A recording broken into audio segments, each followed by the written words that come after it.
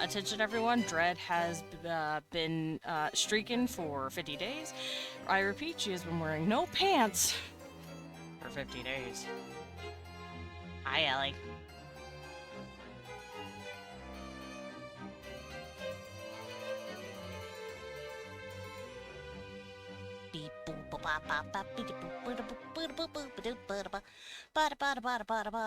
Oh, we're not listening to Skyrim. We're listening to Castlevania. There we go.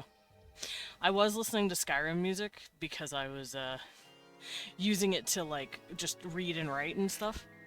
You're at 37. Lumen has had no pants for 37 days.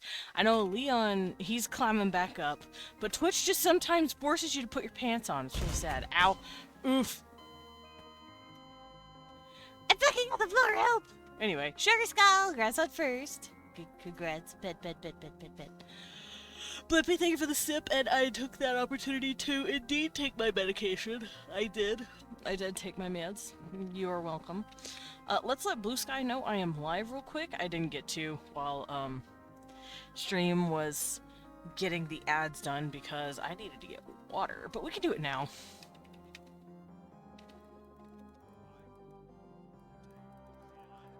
Ooh, if I could spell.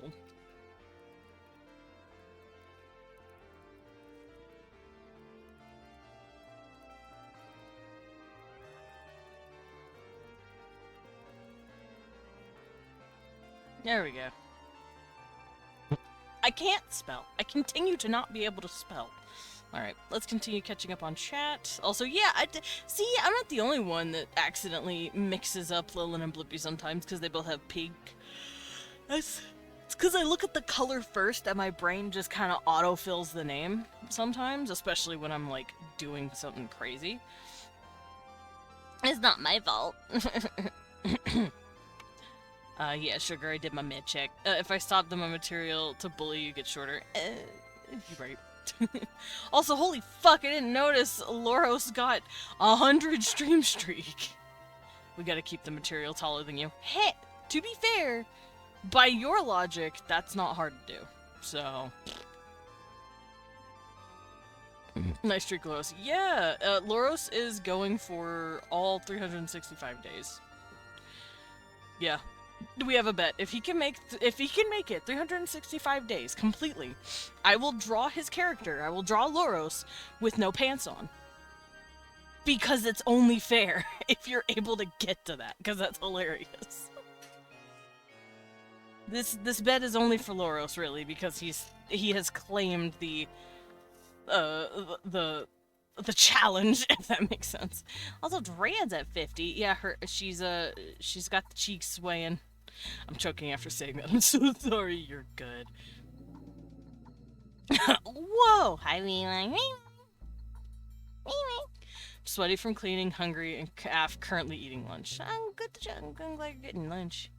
Also, hi, Starrod. Welcome in. I'm scrolling through chat. I'm very not caught up. You missed something of mine, Desmond. Look further up. Huh? What did I miss? Oh, yeah. I already... Wait. Alright, yeah, I got that. I'm very tempted to pin this. But what? Wait, I missed something. Oh, right there. Isn't We1 stupid cool? Yes! Yes, We1 is cool. He's a cool horse. Hi, Bubba. You read my statement, Mr. Super Cool Vandal Creator and GM. Get him! Unleashes the biggest bear. He's the biggest bear! I'm chilling right now, just been modding my Wii U. How's everyone doing? I'm good. I'm chilling. We're about to start doing some world building, because it is World Building Wednesday. It's what good is Wednesday! I'm going to start filling out the vocabulary. Last week we worked on pronouns and stuff. This week I'm going to go over that real quick for those of you who weren't here. And then we're going to do this 650 word category thing. We won Wednesday! Yeah. It's time for your ultimate move. Devastating technique. Bat flatten. Oh no! No! Uh-oh. Hi. Hey. Ah! Oh, jeez. Oh. Hi, baby. You're so cute. I love you. Oh. Yeah, we just need to keep squishing me. Y'all, I am pinned on the wall.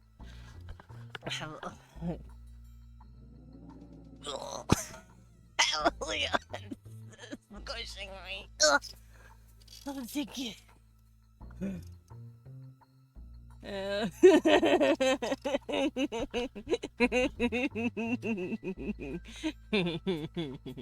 He was quite literally squishing me against the wall, and every time I made a stupid noise, that was him literally re-squishing me. Hi, Ardetta. I don't know if you missed that. Here, let me. Yeah, I got squished. And then I almost made very inappropriate noises because he bit my neck. I had to hold everything in. Anyway, hey guys, how's it going? Everything in my body is vibrating. Anyway, I got flattened. Bull maybe helping make a spicy car game. I think I saw something like that. Oh, I was at the hungry one. Yeah, distract him. He's squishing me. Well, he was squishing me. Cute, gay, cute, yeah. He squinged me. I got squinged. Thanks for clipping it, I guess. Everyone's just hugging now. Oh yes, a Yaoi stream. It's always Yaoi when you're here. Because I am always Yaoi. I am gay as hell. You ultimate moved me. You know what? Grab. You're so handsome. I freaking love you, babe. You're so cute. Oh, you broke your neck. Okay. Alright. Let's get started. And there's just a plop on his chest. Yeah, you've been here for a while, Starrod. You've been here for 3 years and 9 months. Almost 10 months. Doomed, Yaoi! Nah. None of my Yaoi is doomed. All of my isn't it Yuri that's doomed? I can't remember the trope. Oh, it's Toxic Yuri and Doomed Yaoi. That's what it is, that's right. Baller Jenga! What you putting on me? Yeah, Loros has also been here for 3 years. 5 months. Not bad, not bad. I want to claim your noggin throne. Oh, okay. I understand. Sugar Skull says me first. First come, first serve. The first person to say, hey, put me there, they get the throne. Yeah, they get the noggin, the skull throne. Because it's my skull, and you're sitting on it. Oh my god, Sugar Skull, stop vibrating! Okay, there we go. You're not wiggling as much. Doomed Yaoi, example, Seton, Kaiba, and Pharaoh. You're not wrong. Hey, fun fact. There's actually a surprising amount of, like, gay Egyptian stuff. Do you have a plant sticker? A plant sticker? I don't. I'm totally not gonna try siphoning your art fartsiness from your brains. Hey, if you can get some of it and it helps you draw, please do it. Start siphoning, little one. You got this. Zoomed Yaoi. You say Furo and Jack Atlas. Boomed Yaoi. Yeah, for Butler Jenga. I don't think so. Yeah, because it's like being straight is actually a ploy by big religion. Yeah, it is. Yeah, there's a lot. There's a surprising amount of gay, like, ancient Egyptian stuff. In fact, I've read this from a few sources, but apparently, a lot of Upper and Lower Egypt, whenever they started uniting again, because Upper and Lower Egypt used to fight each other. They weren't always, you know, a cohesive unit. Fun fact, also, Upper Egypt is south and Lower Egypt is north, because they did it with the direction of the Nile, and the Nile goes from south to north, so they assumed Upper Egypt was where the Nile came from, and Lower Egypt was where the Nile went off into the ocean. Anyway, Upper and Lower Egypt, they fought each other for a while, but sometimes they would be ruled by the same guy, and his crown would reflect that. He'd wear both crowns, kind of like meshed together. When they depicted Upper and Lower Egypt unifying, sometimes they would depict Horus, the eagle god. I think he's a sun god. There's a lot of sun gods. There's like fucking 17 sun gods. But they had Horus, the younger sun god, and Set, the god of sand, both of them representing Upper and Lower Egypt, basically as a couple. because they're saying we're unifying, we're married. So they married their patron gods, basically. So you had a gay couple representing the unification of Upper and Lower Egypt, and I find that amazing. Also, Set's gay as hell. Set is like legitimately gay. He has a wife technically, but he doesn't do anything with her. She actually has kids with his brother Osiris. Is it Osiris, the green dude? I don't remember her name. Nephthys,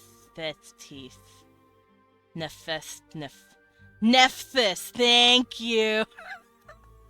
Pretty sure they're uncle and nephew. They are, but I mean, the fucking Zeus and Hera are sister and brother, and they married. It's people don't fucking care as much about gods. Osiris is Seth's brother. Yeah, Osiris is Nephthys, Seth, and Isis. They're all siblings. And then Nephthys is supposed to be with Set, but she fucked off and went and started boning Osiris too. And her and Isis are like his two consorts pretty much, because Isis is the goddess of magic. Nephthys, I believe, is the goddess of the house. Like household. She has like a house on her head. It's really funny. So Seth, I think, is just real gay. Because in almost every story I've heard, he's either trying to get Osiris fucked up, or he's hitting on Horus. I don't know what's on her head. It's some weird doingle of some sort. Hold on, let me look her up. Nephthys. If I could spell her name correctly. It looks like a house to me. Her name is Nebethet. Nephthys. Portrayed a shape of a house. Yeah, a shape of a house and a basket. She is the goddess of the house, basically. She's your domestic goddess. Nephthys becomes Osiris' queen after he takes over the Duat. Yeah, she basically fucks off and... Hi, How to wear a monocle properly video guide when. Okay, so it depends on the monocle. Some have little rings on the inside, like a second layer of a ring. You use that, you open your eye a little bit, and you like basically sit it into a comfortable spot right against your socket. It's actually very comfortable. It doesn't move. You're welcome. I won't record myself putting it on. For some reason, this one just doesn't want to come off. Honestly, I wasn't expecting an actual answer. Really? Oh, I know how monocles work, weirdly enough. I watch and I imbibe stupid random shit, so... Also, I'm gonna turn the air back on. Jesus Christ! Okay! I don't know if y'all heard that. Leon did himself a big-ass roar. He had a big old bear roar. Yeah, he borbed. He borbed real bad. There we go. But yeah, I remembered. I knew it was a little house. I'm just a dum-dum. I need to stop being like, I think, but I don't know. Thank you for the sip now. I am thirsty. I've been talking a lot. I'm supposed to be doing language, but someone got me... I think it was me. Someone got me excited about talking about Egyptian mythology again. I'm pretty sure it was me. I did it. Oh, someone mentioned Doom Yowie, and I started bringing up that Egyptian, like, stuff is thousands of years old with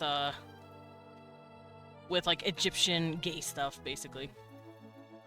They write a lot about... They have a lot of written accounts of, like, gay shit. And I'm talking proper gay shit, not I'm gay by default because I hate women, aka the Greeks. I'm talking like actual I like men. The Greeks were funny, but they're also gross. They're also problematic. They didn't drink their respect women juice. They are not himbos. None of them. Alright. Let's go on over here, and I'm gonna get started. Also, now, you're here in time to, look at my language stuff. Oh, I never showed this off! I finished this. Bear. There we go. Leon roared again. I finished this. Keeps my fingers. I finished it. Hi, bird. But this is a giant mech, like, Greek mech thing, and this is my OC Vine loving on the mech, because the mech is pretty and shiny, and Vine loves gold. He not like he's greedy and like, oh yes, I want all the gold. He loves the color and he loves the shine. It's just really pretty. And as a cat, he's always attracted to it. Reminds me of the mech from DuckTales, the reboot. I have not seen that, but I will trust you on this. Alright, let's go find my language. Where did I put it? Seriously, where did I put it? Ah, here it is. Alrighty, so I have a lot of notes. These notes are going to slowly be filtered into my, hello? Who got a prime? I know that's a prime because it takes forever. Prime likes to take forever. Yeah, there it is. Hi, King Potato! Thank you for the prime sub. Oof. Wow. Wow, asshole. Thanks, V1. Desmond likes back. Back? I do. I like V1. But yeah, I have a sheet that I'm working on slowly. I can show you guys the sheet. Oh, got him! Got his ass! Get him! Yeah, that's Nowlin. Nowlin's a sweetheart. He's also a really good and talented artist if you guys want to go look at him and follow him. He's also very chill. I know I bring a lot of, like, chaotic energy to the stream. Nowlin's very calm. Also, this is the language sheet that I'm working on. I'm basically posting all... This is all the, like, consonants and stuff. You can just delete any and all of the stuff in here. And then I'm writing out the syllable structure. I am not nearly as close to finishing this shit as I could be, but it's there. Hype train, what the heck? What the fig? Also, congrats on your 15 streak. Hello, Mr. Hype Train. Welcome in. Kind of feel like shit right now. I said needs longer legs to some art of a VTuber I watch who has long legs, but they didn't get the artist, didn't get the joke, and now they're sad and I'm sad. Yeah, jokes sometimes don't land with certain people. You just have to know your audience. It happens. Ow! Rewind! Why you throw a tomato at me? I think it was an apple, actually. Why you throw an apple at me? Why you wasting apples? VTuber has very long legs. I see. Unlike me, that wasn't a good one for the pie. Oh, I see, so you just hit me in the head with it. Oh, big stretch. They tried to put me on the color of Vogue, but my legs were too long. Isn't that a Aaron Hansen joke? I remember hearing something like that, but I don't remember. It helps using tone indicators, like for example.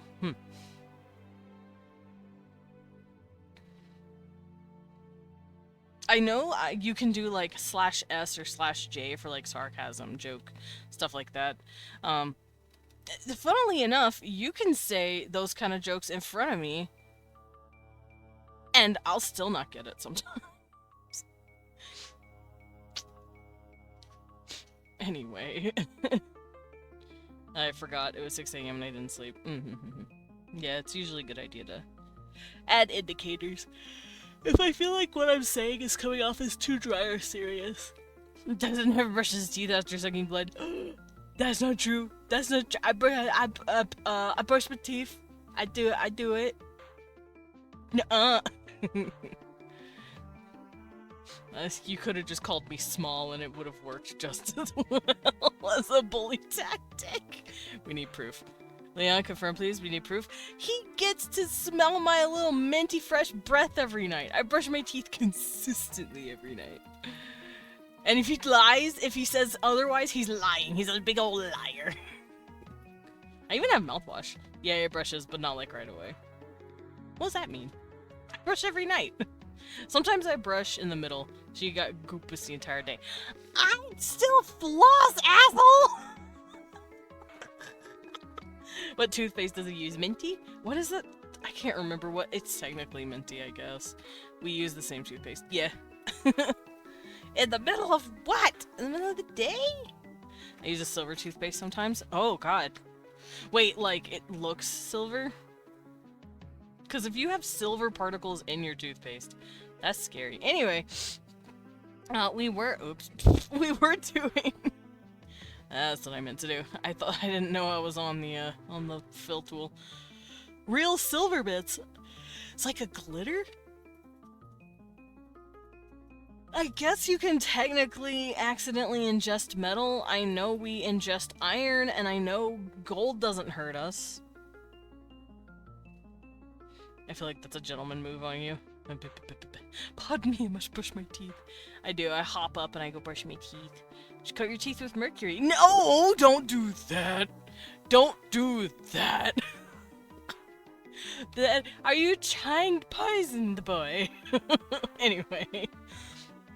Oh, let me pull up the vocabulary real quick. I forgot to do that. I have a thermostat with mercury in it, but no! Oh, do they still make those? Do those still exist? I'm assuming there would be enough health code violations for them to be like, we can't do this anymore. Alright, 6 vocabulary. There it is. Okay, so I have the vocab pulled up.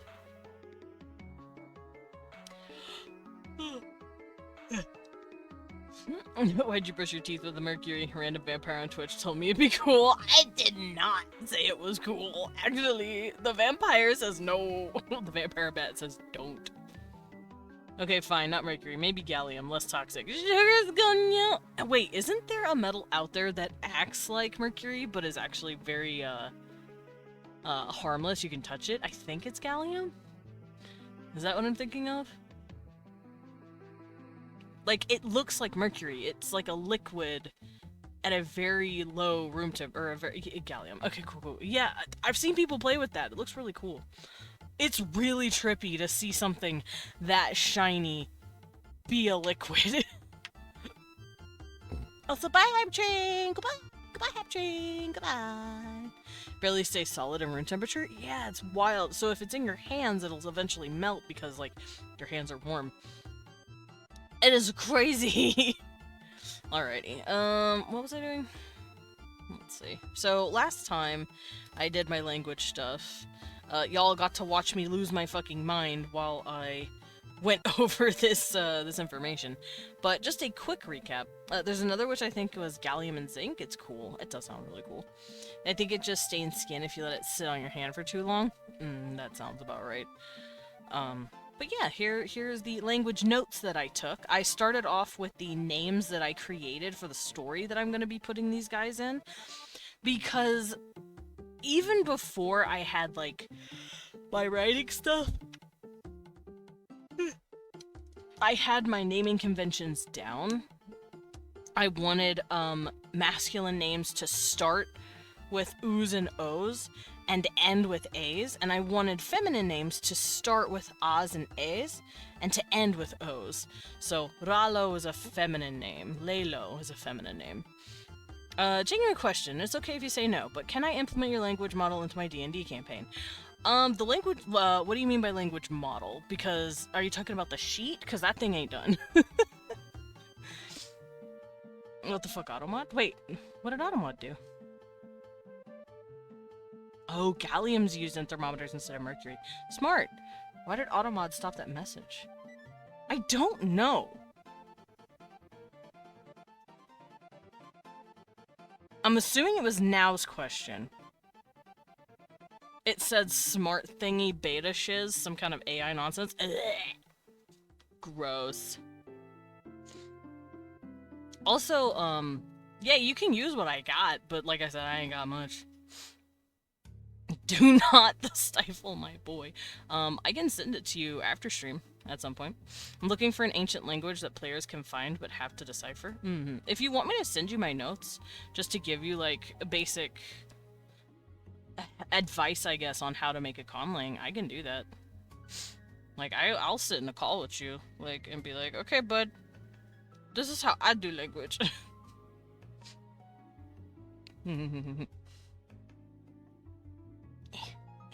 Because it sounds like you might be doing a writing system if you want your players to decipher it, or if you want them to, like, decipher the words. Because this is my writing. Because, like I said, I took names first. This is literally all I had of the language. And then I made more words that sounded kind of close to the language, and then I made an IPA based off of that.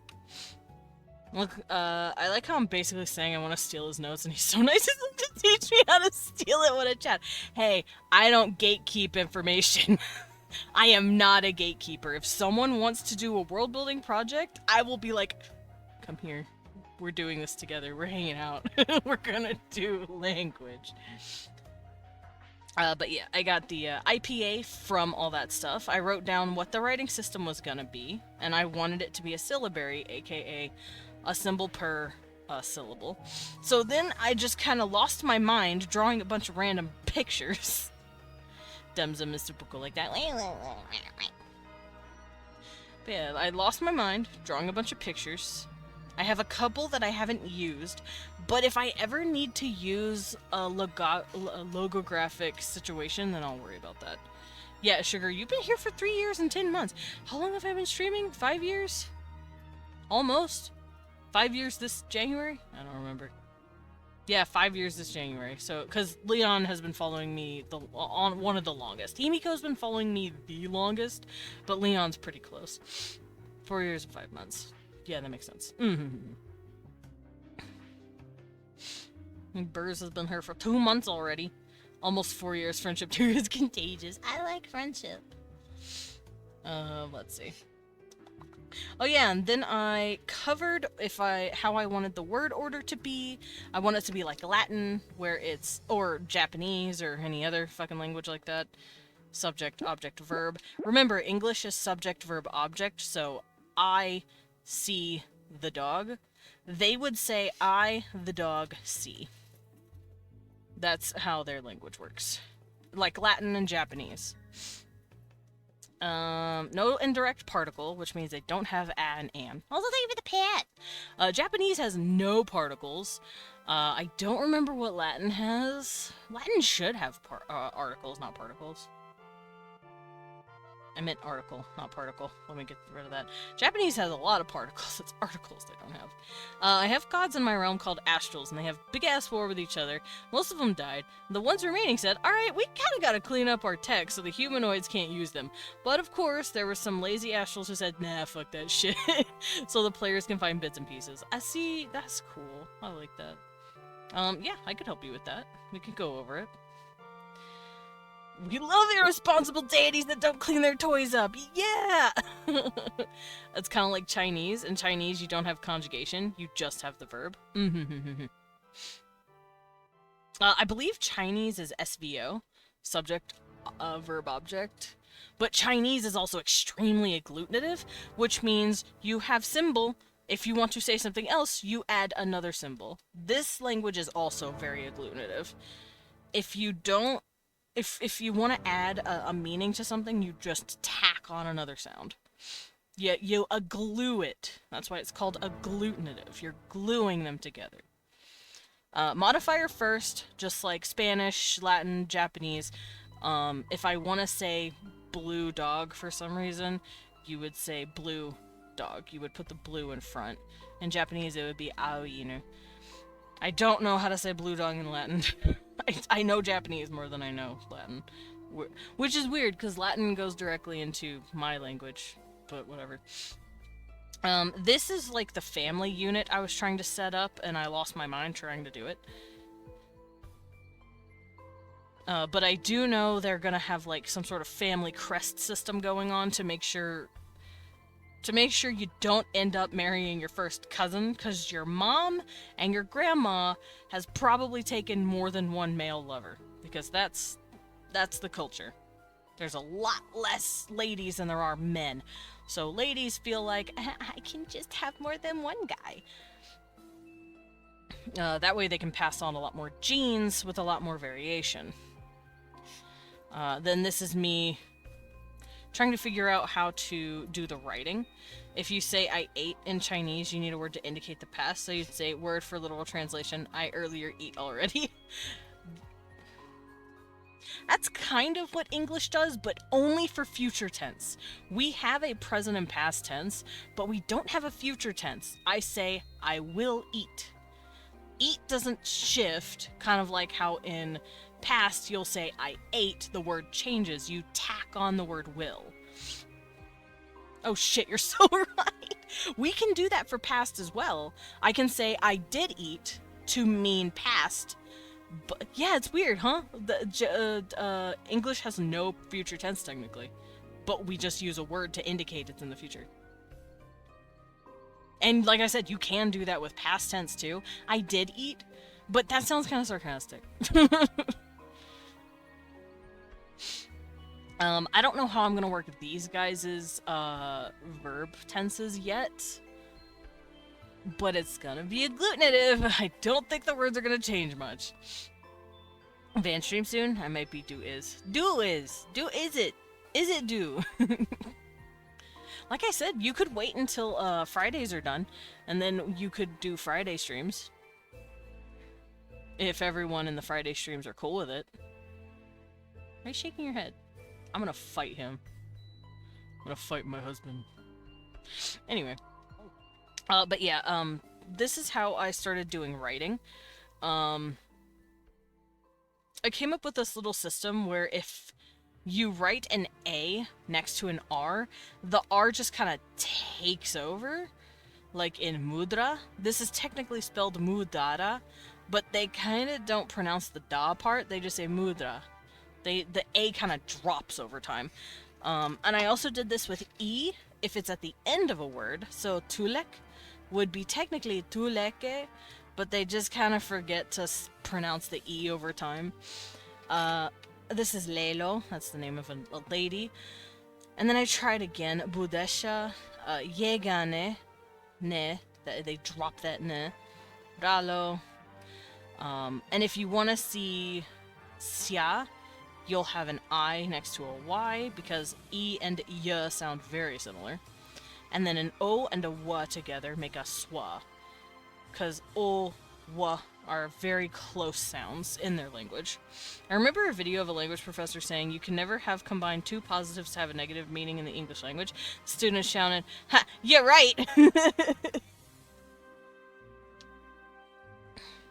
That and, he's never spoken to a southerner.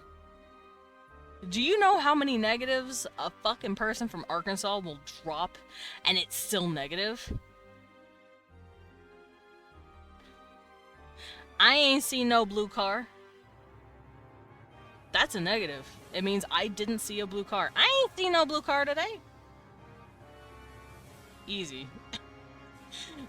There are too many dialects of English for that professor to be saying that shit.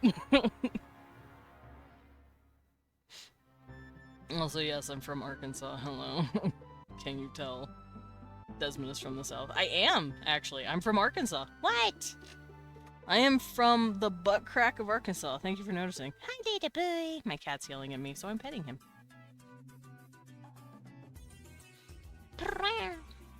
As a European, I have no idea where that is. Okay, you know where Texas is, at least? Arkansas is, like, right next to Texas. Here's Texas. Here's Louisiana, right? It looks like a boot. Here. For now, I'm confusing him. USA map. I'm just gonna look up the USA map. Everyone knows Texas. Everyone knows Texas. This'll work. Here's Texas. There's Tejas. Yeehaw. It's this big bitch right here. Desmond, that's like me saying, oh, you know where Germany is? I do! I do know where Germany is! I know there's the UK island, then there's Portugal over here, and Spain right next to it, and then you go up, there's France. I know where... Fuck, you're actually smart. Yes, love? Kiss him! Kiss the baby. Anyway.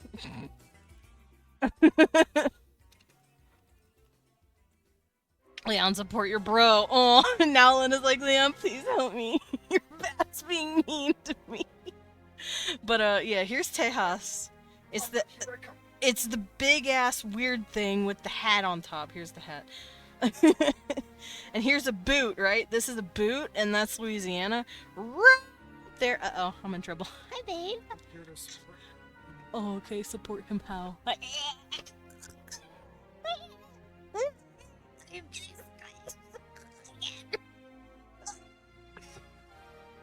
parts of my mouth, babe.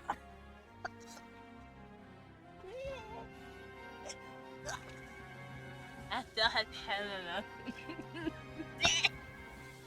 What do you want? Tag in. Help, I'm being attacked. No, it's also don't tag in.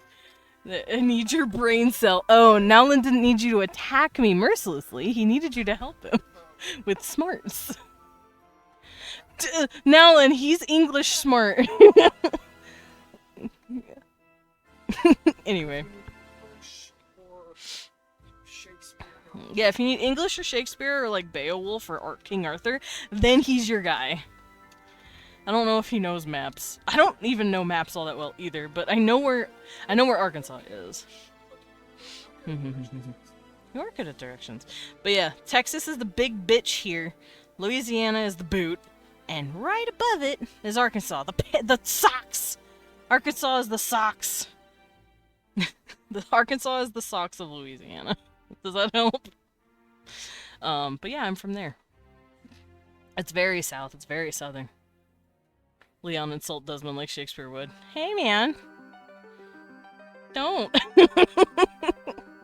That's mean. Don't do it. Thou art a short bean. I'm gonna be telling on myself here, but there's a book I read where dudes rip on each other, like the entire book, because it's great and that's what dudes do. But one couldn't reach something, and he's like, you left this too low, and his friend said, no, my friend, the gods left you too short. I was like, damn! You're hella smart, though. Thank you! I promise none of this information is actually useful in day-to-day life. It's just random bullshit in my brain.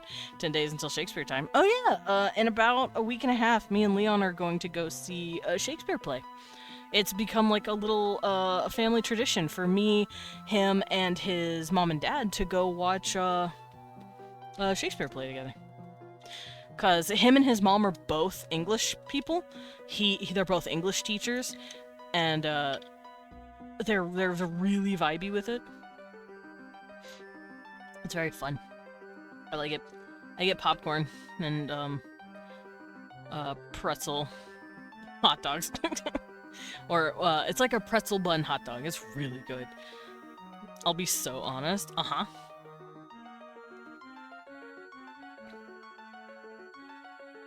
Oh, also I have the pronouns done, so I can mark those off. Pronouns finished. Oh, let me pull up my vocab. I once went to a Shakespeare theater. I think it was Macbeth, and I fell asleep halfway through. Oh no, Nowlin. Don't worry, I won't tell Leon. I won't tell him. Oh, he's writing. You're in trouble. What the fuck? Oh, it's okay, babe. It's not against you. You know what, though? That's fair. I didn't understand what they were saying.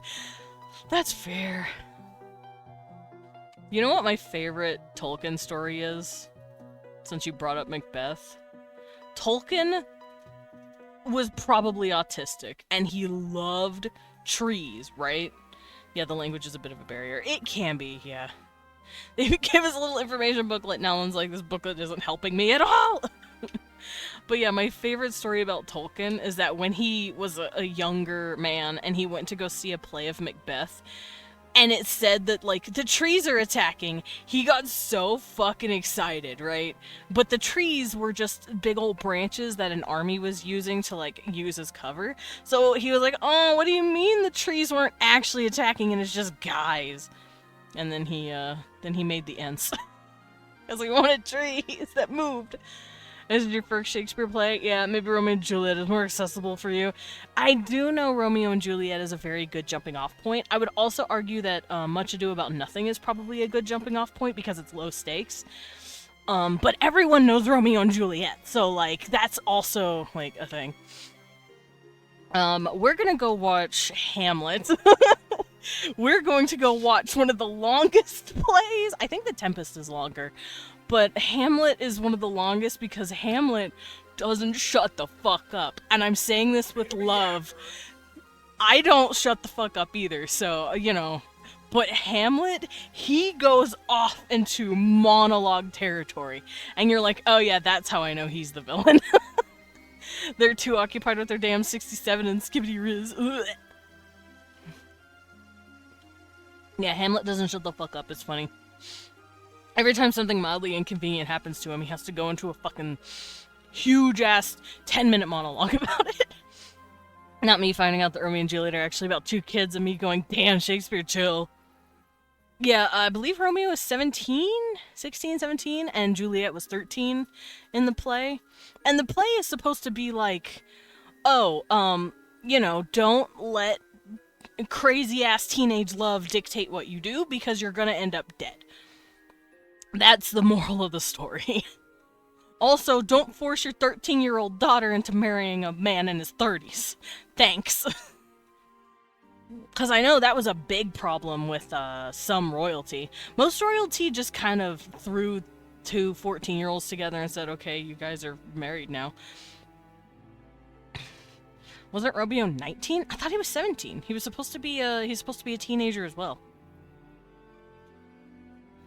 Because he's not that much older than her. He is a few years older, but I don't think he's that much older. Leon, you would know. So, she's 13. Yeah, I know she's 13. And Romeo's on the cusp of 16 and 17. He's about 16, 17. Okay. Yeah, Leon has confirmed that he's usually around 16 or 17, depending on the story. But... which is why they're dumbass teenagers. Yep. The Romeo and Juliet law is 5 years, so probably that. That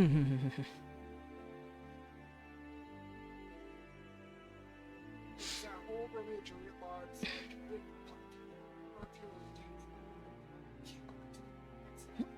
It's legal if the family agrees or whatever. Yeah. I know the Romeo-Juliet law exists to some capacity in Arkansas as well. But usually that shit don't happen. Because if you're a 16-year-old dating a 13-year-old, that's already kind of problematic to me, at least, because, like, yes, it's only 3 years, but also those 3 years are some of the most transitional days of your life. 13-year-olds are barely, like, hitting puberty pretty much in some aspects. 16, you're almost done. Like, to me, it's a little weird. I don't like it. Anything more than about a year, it gets weird. Unless you're both over, like, 22, 23. Then you can start dating anyone older than you for quite a few years if you want. There's a big difference between a 20 and a 25-year-old dating and a 15-year-old and a 20-year-old dating. Yeah, there is. Because it is such a pivotal set of years, and you go through so much. A 13-year-old and a 15-year-old might as well be completely different age brackets, as far as I'm concerned. Anyway, that's not the point about Romeo and Juliet. The point about Romeo and Juliet is that they're both crackhead, hormonal-ass teenagers that let the whims of just teenagehood take them, and they do a bunch of dumb shit. But it doesn't help that their family's also a bunch of crackheads. It's a lot of oops. It's a lot of oops. That's all I gotta say. Anyway, back on track with the language. I did my pronouns last week. Y'all got to sit here and watch me lose my fucking mind. I wrote down how the single versus plural, possessive, gendered, how all that would work. And that is right here. It's on a new layer. Oh yeah, Laobu. I also have a few words written down already. I wanted Laobu to mean dog because Tis is confusing for my sport brain. Nah, you're fine. But yeah, I wanted Laobu because TLDR, Laobu was the name of a giant dog character for one of my OCs. It was his pet. And I don't have that character anymore, and I don't really have that story anymore. La Boo Boo, and someone else made that joke the first time I said Lao Boo, and I got very upset. I'm going to squish Nowlin and put him in a box. Nowlin, you are now in a box. Congrats. You know what? I'm half tempted to put you all in fucking chat jail. Put you on chat, Joe. But yeah, Laubu is just means dog. Hey, you're going in jail too. I'm probably shorter than you, IRL. I guarantee you, I'm not. I am very much shorter than you. I'm 5 feet. That's it. I didn't do I'm 5 feet. You're 165? What's mine at? Babe, what's my height in centimeters?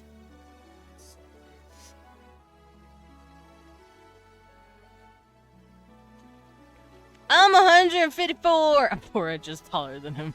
I'm little! Leon's 195. Leon is taller than you. I am not. I am a little bitch. That's why I said you're probably allowed to make short jokes about me. Leon, a giant. Love a short king. Thank you, pleb. I am a little baby man. Yeah, Leon's huge. Leon is a big boy. But yeah, Laubu. Doggo. And then I saw the word Shilahi. It generated through my lengua that I have going on. For those who don't know, I have something called Language Gen. It lets me put in patterns that I want generated, and it just pulls out random syllables for me. It's very nice. And I saw the word Shilahi, and I was like, that's gorgeous. So I made it flower. I'm a short binary, I think. I don't know what the fuck I am. That's fair. It's okay, my partner's taller than me too. Same. My partner's very taller than me. I'm at nipple height. I'm not complaining though. Alrighty.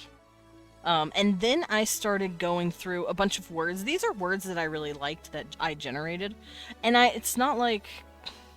good for oh, I see. Blip. It's good for laying my face in his chest, because his chest is very furry. Now he's flexing. What the fuck? Grab. He is my furry bear. Alrighty, but here are the pronouns that I did, and I determined that I wanted to do it, once again, I'm leaning towards the Japanese way, but that's also because I can't really find much in the way of anything for pronouns when it comes to like Mayan and Mesoamerican languages, because that's what I'm mainly basing this off on. But it helps the Japanese is also there. And I wanted to do it similarly to how they do it. And the reason I'm doing this is because they have a very rigid class structure and a very rigid gender structure. So, ladies will have a certain way of talking beside, and it's going to be different from the big males and the little males, which, oh, now then, before anyone who hasn't seen it as well, these guys technically have 3 genders. I have to say technically because it's a little more nuanced than that. But these are their 3 genders. These are women, they're females. These are big males, they're also called alpha males or warrior males. And then there are the beta males or the scholar males. The scholar males are supposed to be kind of like an in-between of masculine and feminine. They have more feminine colors and they have wider hips. But they have upturned horns instead of horns that lay flat on their head, just like a male, and their little, like, jaw spikies are also bigger than a female's. A female's is very small. So it's kind of like they're an in-between. I call them femboys. They're basically just femboys. But females typically have their pick of both. And Jesus Christ, babe. And the way they interact with each other depends on what gender they are, pretty much. Yeah, he's fucking roaring today. So that's what I wanted the pronouns to reflect. So this is like how the women talk. Whenever a lady's addressing another woman or someone of a higher authority, they'll call themselves this. Mado is their like most common pronoun for I. So if a woman is talking to a guy, she'll just say amado. Rasho is if you're being very casual, and they also have a pronoun for mom. Whenever they're talking to one of their children, they say ama instead of mado or whatever. It's kind of like saying, like, let's say a woman is cooking food or something for her kid. She won't say, I'm almost done. She would say basically kind of like, mama's almost done. That's what this is. It's like a pronoun for saying mom. B, I put B mask to mean beta male, basically. The smaller femboy males. And this is their pronouns. This is when they're polite and they're talking to an authority. They want to show respect. They'll say yachio. If they're just talking randomly to people, they'll say ochi. If they're being very casual about something, they'll say chi. Like if they're talking to close family or someone on the lower rung than them, they'll say chi. And then the big males, they use these three pronouns.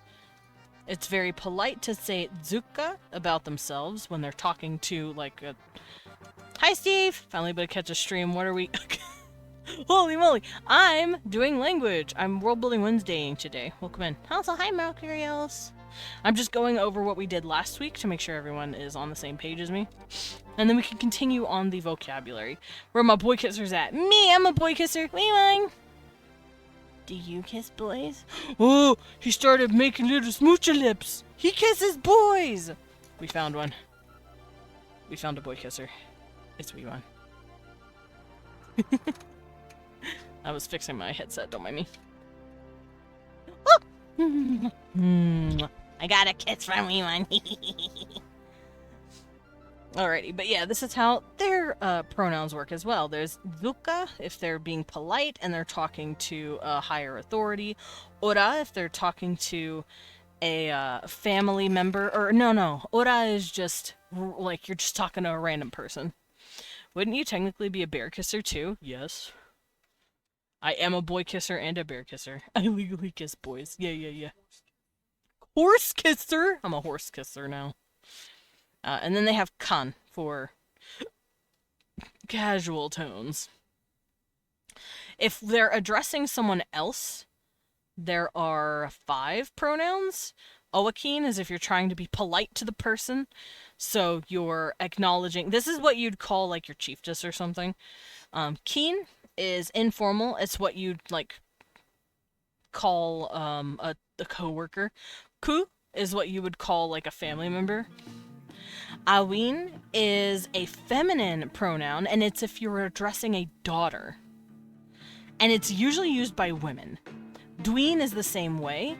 It's masculine if you're talking to a son, and it's usually used by women. Sometimes by men. The horse merchant kisser. Mo, mo, mo, mo, mo, mo. So, if I want to say... let's say a lady is wanting to tell her kid that she's making food for them. She would say, ama, me, but in a motherly way, is making... Or makes food. I don't think they would have a progressive. Who are you? Makes food for... These are English words. These do not have a translation yet. So she would say, ama, I, am making food for you, but since she's talking to, let's say, her son, she would say, dween. I'm cooking for you right now.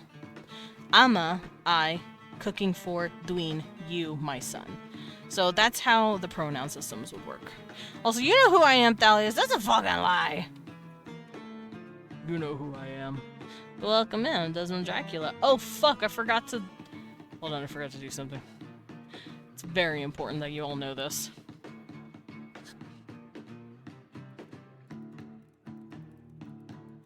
There you go. I have Gay Monster Romance. Water. You wanna go read Gay Monsters? Go read Gay Monsters, they're right there. I forgot to tag that earlier. Hey, look! Go read a story about a human man and a gay monster hooking up and kissing a lot. They even hold hands! What you know about combat horse? Mo mo mo mo mo mo. Making out with combat horse. I feel like Blippi has told Steve a lot about Vandal. I'm watching me a gay monster right now. I'm not a monster. I'm a bat. I was thinking of it a sip. I took a big ol'. What the fuck? I'm 2 feet tall! Yeah, they called me 2 feet tall. I remember the shop horse from that game show that Leon made. Oh! He does know combat horse! That's combat horse. Technically. Yeah, that's shop horse, but it's technically combat horse. Alrighty. So, these are the third person pronouns. Yeah, no shit. I remember the board game. That's just fun. Damn. But yeah, this is third person, which means if you're talking about a lady, you say eramo. She gets on my nerves. Eramo gets on my nerves. Bak for an alpha guy. Wait, I have 2 A's here. Where did I fuck up? I fucked up. I think shop horse is something that stays in my mind. Shop horse is great. Uh-oh. I'm just gonna do this. So, Bach is what you call a alpha male, the big males. So if I'm talking about this guy and I'm like, he pisses me off, I would say Bach pisses me off. He pisses me off. Thank you for the Yeet Salem, welcome in! Also, ha! Ads! It's ad time. I'll be back. You guys will be back, I promise. We'll be back one day. Did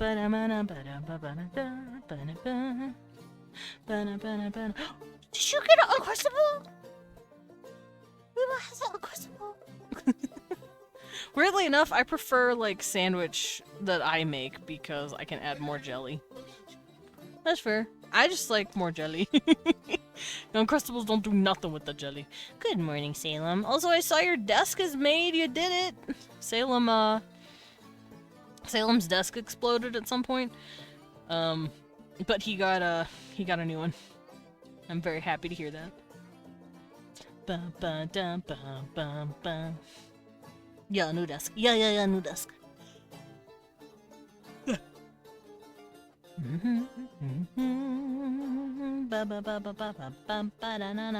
I'm just mostly waiting for the ad break.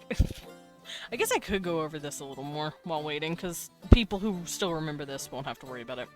But yeah, Lok is the femboy, he.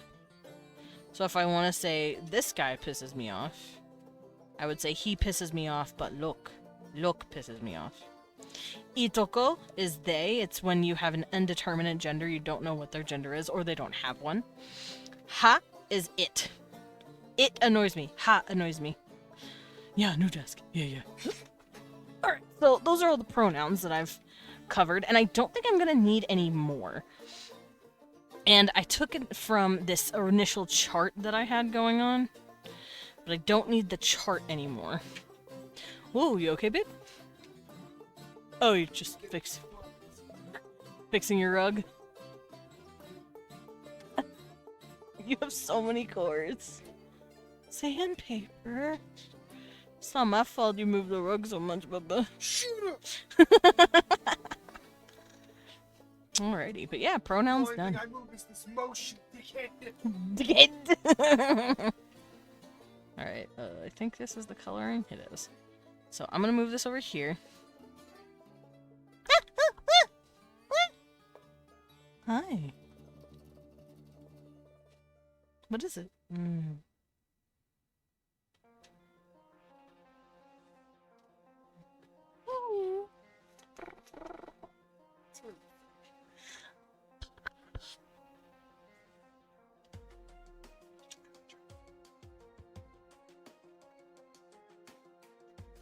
Hey, you back here. Hey.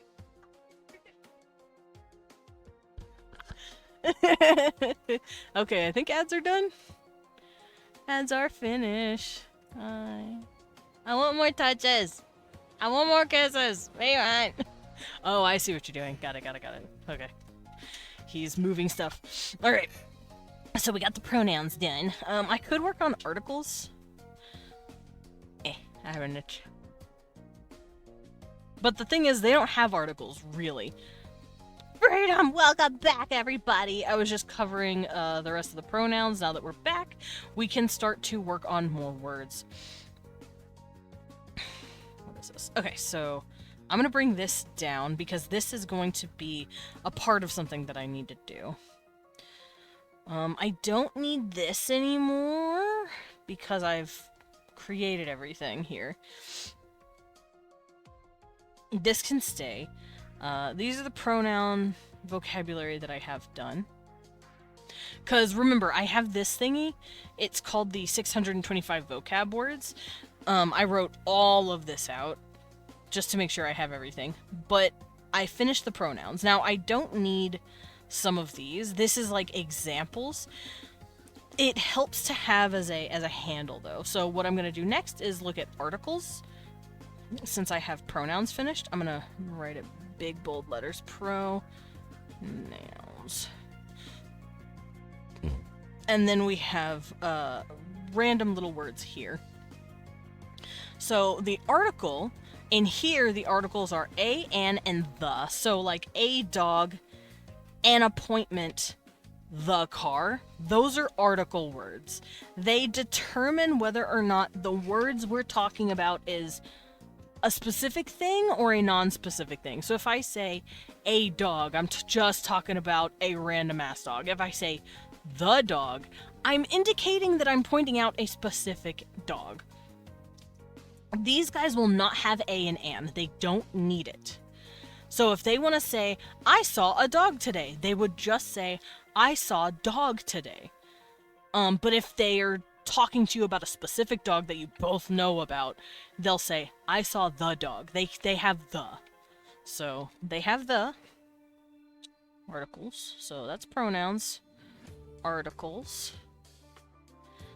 No a or an. But they have the.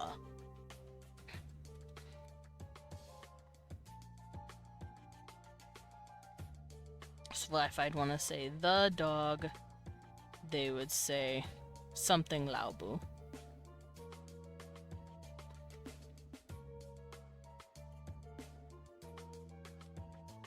Now, I'm gonna go hop around in my lingua to see what I can generate. Now, when I say generate, I'm not talking about like a Gen AI bullshit. This is not AI. This is a coded algorithm that I did myself. So I'll show you how it works. It's a very nice little GitHub website. So this is Langua. Let me make sure I do this. Okay. This is if you want to generate your own words. I will be providing this to Nowlin as well if he wants it. But this helps me with generating words that I want. How about you go generate some smooches for me? I did, actually. I smooched them. But this is how it works. I put V here to mean vowel. I put down all of the vowels in their language. C for consonant. These are all of the consonants in their language. And then, like, special cases. These are nasals for the most part, so I put N for nasal. And the nasals are and k, weirdly enough. K is in the nasal, but it's in this rule. It's in this grouping. And then I do this. These are the patterns that I want to generate these letters into.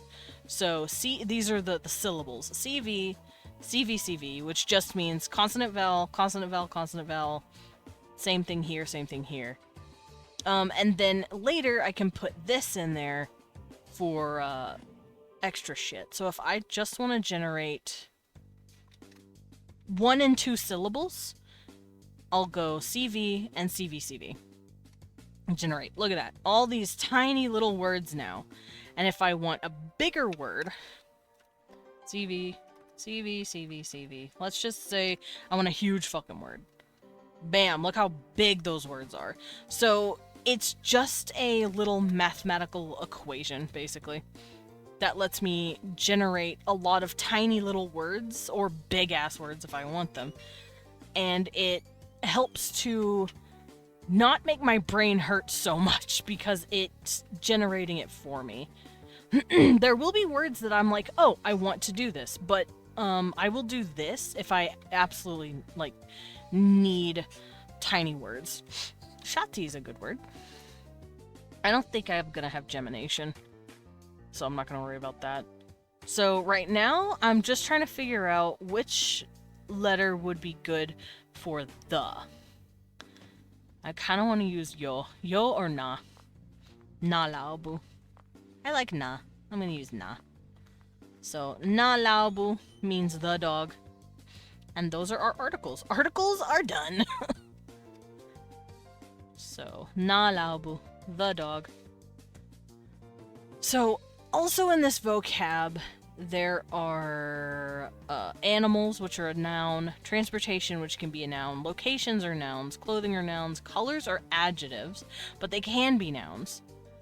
Yeah, the dog. You're the dog. You're nalabu. People are nouns, jobs are nouns. I'm trying to figure out how I want to do this first. Also, fun fact, I still have my visual dictionary for my Japanese book. It's the one I posted, like, I want to say about a month ago when I was doing another, written language. And it is real good for knowing words and vocabulary, but right now I'm letting it just sit on the wayside. I want to see if I can get this initial vocab done. Numbers. Numbers is not a bad idea. Numbers helps, so let's scoot this in just a little bit.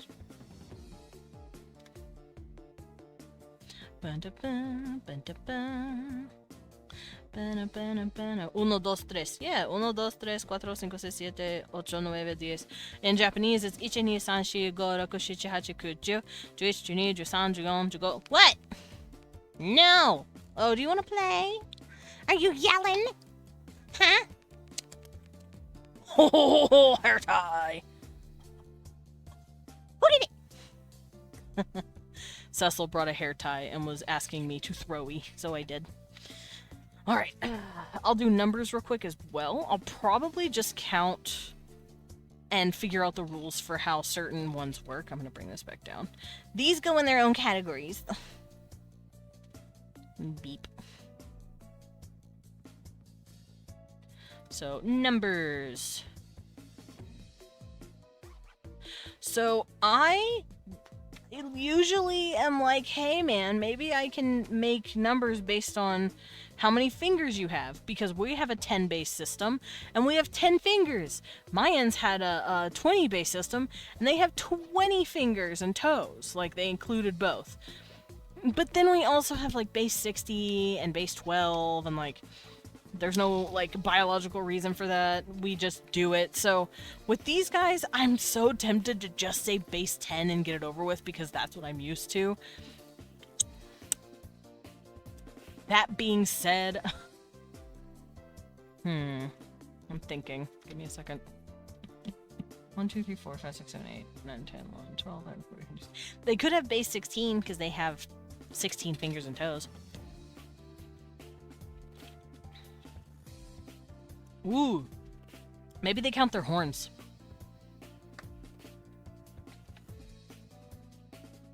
Maybe they count their horns and it adds base 20. I don't know. I'll have to think about it.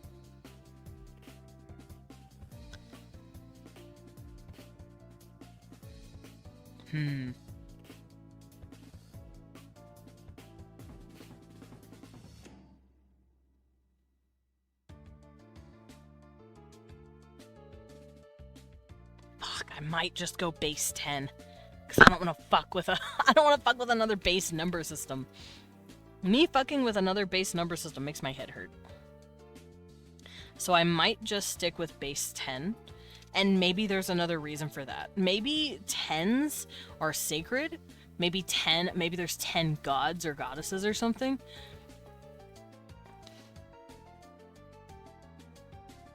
I think I might do that. 10 means something. I'm sticking with 10. I am not hurting my head. So that means we have the word for 0. Actually, I don't know if they'll have a specific word for 0. I think it'll just mean none. So whenever they say 0, they just say none. And the concept will be in numbers. So 0 or none. I'm probably just going to use CVCV for this. Maybe CVCVCV. CVCVCV. And then maybe CVCV in.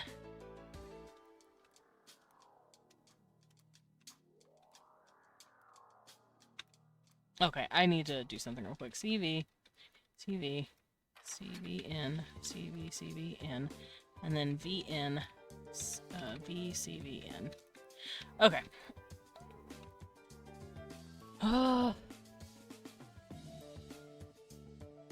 Let's generate. Okay, so in order to say 0 or nothing of something, I know cero is in Spanish. I don't know the word for the numbers in actual Mayan. I'm also gonna go look at Aztec numbers. No, not script. Numbers. Rude. Numerals. Numerals. Numerals are vegesimal, aka base 20. Inch quantities up to 20. Flag was used to indicate 20. Yeah, which referred to the most innumerable contents of a sack of cacao beans. Okay, cool, but what are the numbers? How do I pronounce them? It does not tell me because it hates me. Let's go to the Nawa language. Nahuatl.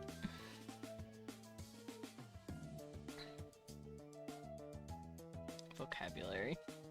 Yeah, we don't have a whole lot on the Nawa words because we're assholes.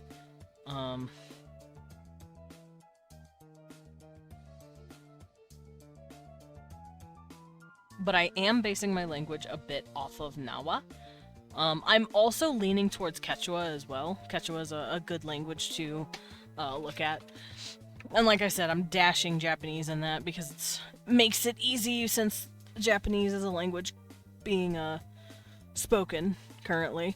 Nawa and Mayan, those are languages that are being spoken, but they're not as accessible, sadly, on the internet. I've tried.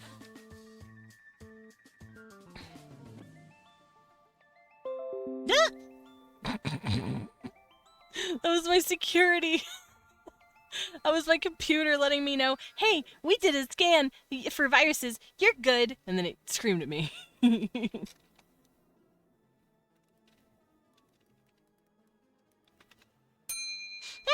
Hi, Dread. Why is everything scaring me? Anyway, I'll get a little sippa. And I'll do a little save-a. You correct, I save.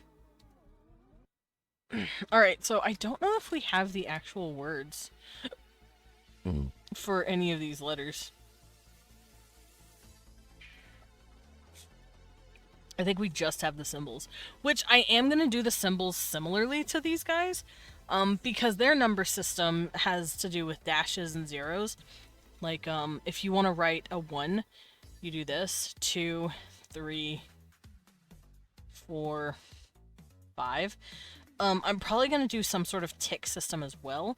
Egyptian also does that. They go 1, 2, 3, 4. Oh no, 4 is like this. 4, 5, 6, 7, 8, 9. They do like a tick system. And then when you get to 10, I believe they draw a new picture. Because Egyptian is base 10.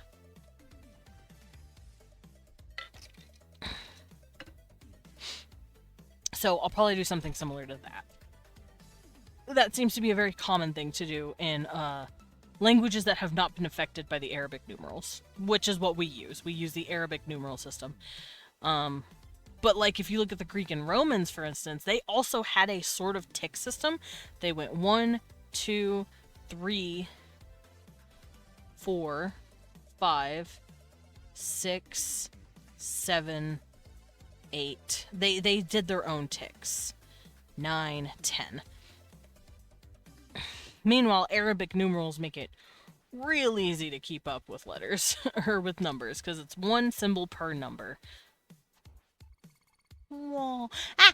Anyone's attacking me, help. He threw up his dukes! Alrighty.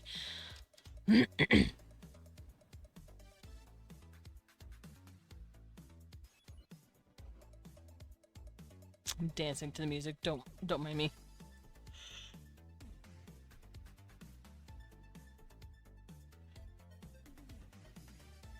Oh, I can close this, by the way. I have something open that I don't need.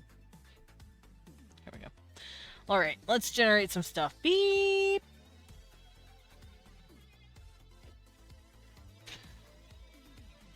Trying to think of a way to say no, or none, nothing of. And I think it should be an O sound. Oba. Obak is a good word, actually. Obak. Obach. None. And that kind of sounds like Bach, so obok. I think that sounds better. That means none of. So 1, 0, 1, 2, 3, 4, 5. I'm gonna scoot this down. And then I'll come over here for 6, 7, 8, 9. And then 10 will be its own separate thing. So 2, 3, 4, 5, 6. If obok is none, then maybe ob could be no. It could be, well, ob, it would not work in the language. You can't have a B at the end of the language. But you could definitely say ojo, oko, ocho, obo, something like that. Or oba, maybe, obe. Because in my language rules, B's cannot be at the end of the sentence. But I could definitely play on it. Because obok, I think, would be none or nothing, something that isn't there. But then again, no could indicate meaning something you shouldn't do, so it could be its own distinct word, too. What do you want, you little chitter baby? Chitter baby, chitter baby. I still want it to have that ka at the end, though, to indicate something harsh. Maybe like choyok. Chok. I could see choke or something, meaning no instead. Cecil, you were the whiniest little bitch boy I've ever had the displeasure of hearing. He whiny. He yelling. Did you bring your hair tie? Is that why you're yelling? Are you a good boy? Did you bring it? Did you bring it? No? What you want from me then? I can't... Oh, can I have two? I can't throw the toy if you don't bring back the toy, goober. Yes, you're a goober. Oh, goober.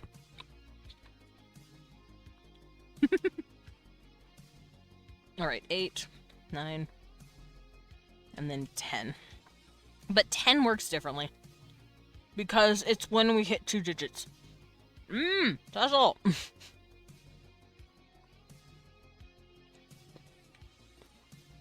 So something fun happens when we usually hit the next digit number. We usually use a word for something. What Kibben want, Kibben get. Kibben don't get nothing he don't need. Right. Also, I don't even know what he wants. He's just saying, Father, I want. I'm like, yes, what do you want? I want. Give. Provide. I'm petting him right now. Did you mute your mic somehow? Did I? No? I should be good. Am I muted on you? Gil? Did you mute me? Oh, never mind. You muted me. I knew it. I knew it. Aw, sit, baby. Good boy. Also, welcome back, Gil. Alrighty, let's figure out some numbers, shall we? Yeehaw and some such. I like how now Lynn was like, ha! We know Desmond's Southern. Me. You fool, we all know I'm Southern. It muted itself? What the fuck, Twitch? Stop being weird. Also, yeah, I don't hide the fact that I'm from Arkansas. I have I have a positive force in my life now, who's also Southern, and his name is Queso. I didn't know he was also from Arkansas. I thought that the moment I learned that, I'm like, yo, this dude's cool. Oh, I just realized I did this on accident. There we go. 10. What? Are you kissing him? Are you kissing a little man? Hi, little man. He got booped. I booped on his nose. The Sooth. Yeah, I'm from the Sooth. Alrighty. Let's try and figure these sounds. Obviously, I'm going to be using small words. Numbers are usually just 1 to 2 syllables, for us especially. But also in like Japanese, Latin, Spanish, 1, 2, 3, 4, 5, 6. Those are all basically 1 syllable, except for cuatro. Or an uno. 1, 2, 3, 4, 5, 6. We do the same thing. 1, 2, 3, 4. Very short, very quick. So that's what I'm going to do here. Is there supposed to be no music for some reason? There is music. There's actually kind of loudish music playing in my ears. Gail, are you okay? You might have me very quiet. Oof. Oof. Cecil is an egg. Oof. But yeah, there's Castlevania music playing.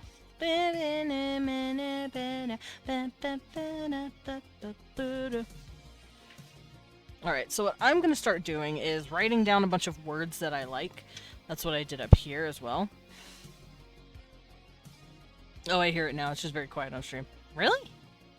Pretty loud for me. Now let me bump it up a little more. Is that better? Did Twitch change how my shit works? Or is my shit just quieter than usual? Much better. Okay.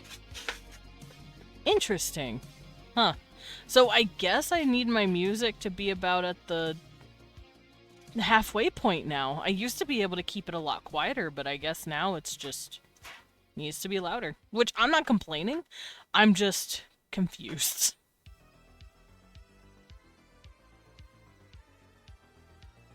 It will pick up.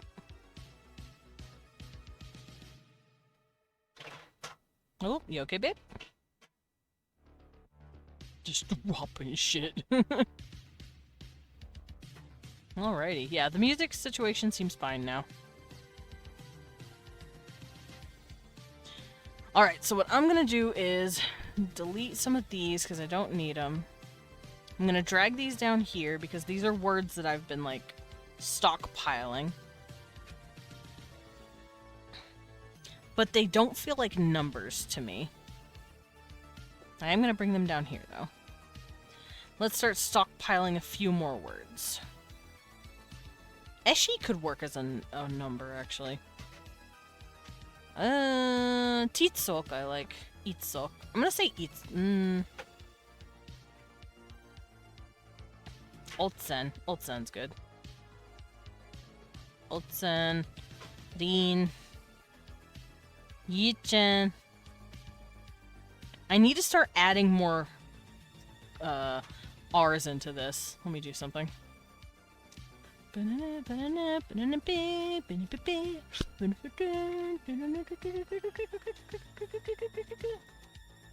How do I do that? Oh, I have an idea. I'm gonna add a new thing. R. And the R can be R, Y, or W, depending on if it is A, E, or O.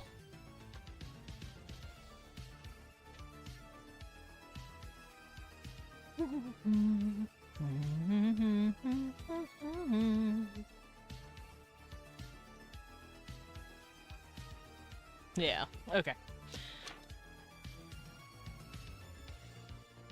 Shokan's a nice word as well. Ze is a fine word. Ze sounds funny though. Ebook, I like ebook. Bon, I like bon. I'm also thinking of Bram. Brun, maybe. Brum. You're a bit. Did you get your health? Ow!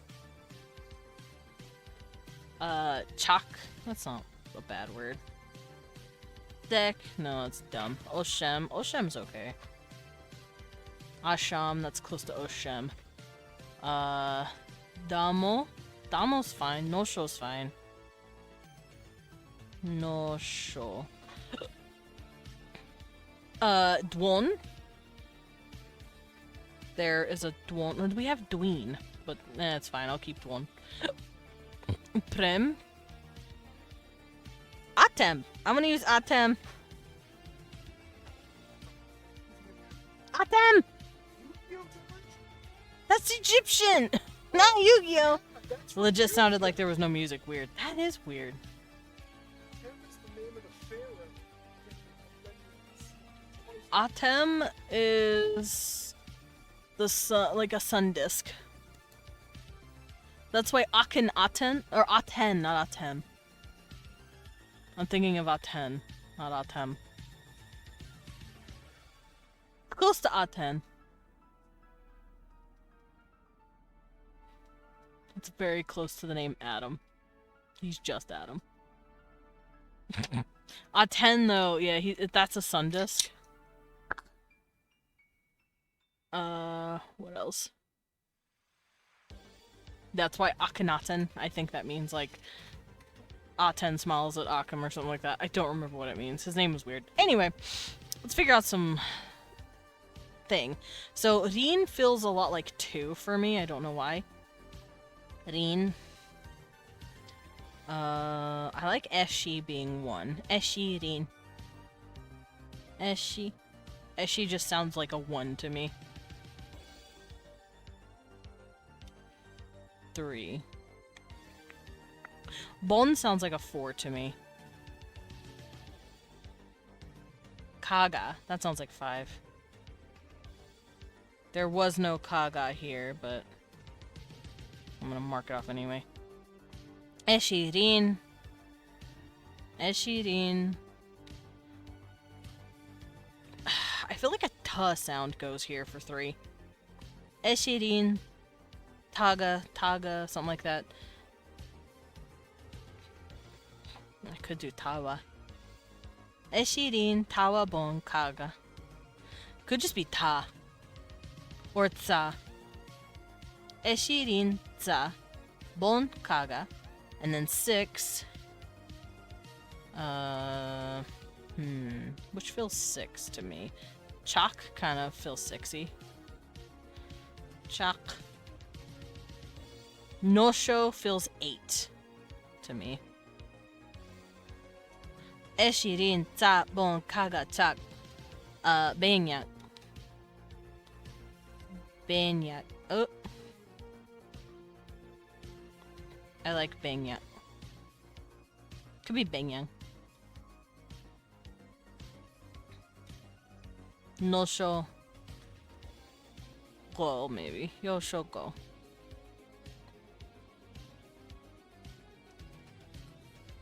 Nosho. Ham! Ham is a word in what I'm looking at.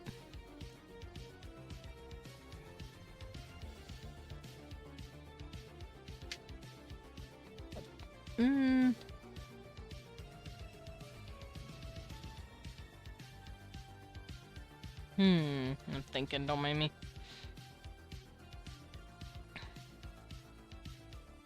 I like Wem.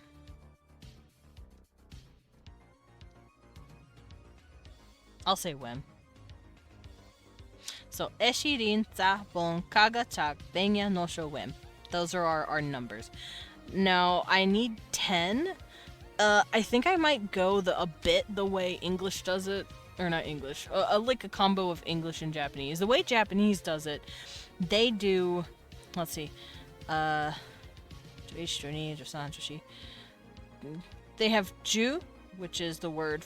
let's say ku, ju. They have ju for 10. And then if they want to say 10, like 19 or whatever, they'll say ju, 10, Juku, which means 10 and 9. So they're saying 19 that way. We just say 9 and then the teen as in 10. So I think I might do something similar to that. As long as isn't French, fuck French and fuck French numbers, I see. Also, hi, Tickler Bungus! Nice name! Welcome in and thank you for the follow. Welcome to the Bat Cafe. We are doing world building. Right now I'm doing numbers. I'm trying to figure out how numbers work in this fucking system that I've got going on. Also, how do French numbers work? Got dinner going and holy moly. What kind of dinner are you sharing? Tickler Bungus. Yeah, it's Tickler Bungus. Leon's very excited about your name. What we eating? What you feeding us, Mel? Alright, so 10, 20, 30, 85 is like 4 times 20 plus 5. What the fuck? That can't be real. I hope that's not real. That sounds fucking awful. That sounds gross as shit.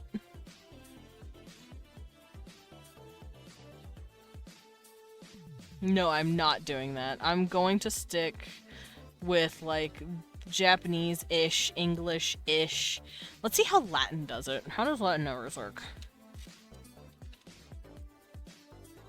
It could work the way ours does.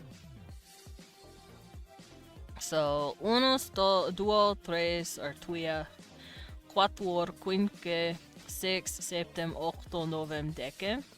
Uh-huh. Undecim for 20, undecim for... Oh, they do it too, kind of. Undecim for, 10, you're saying 1 10, duodecim, 2 10s, tredecim, 3 10s, quattrodecim, 4 10s, quindecim, sedecim, septecim. Interesting. Viginti. Viginti is 100. Unde viginti? Dua viginti.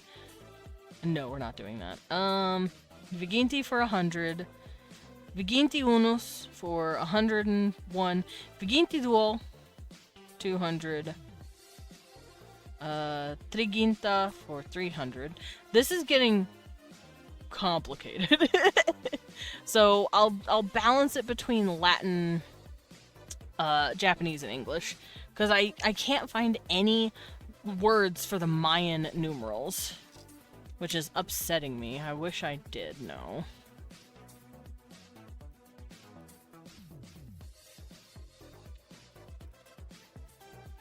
Let me see if I can't find anything.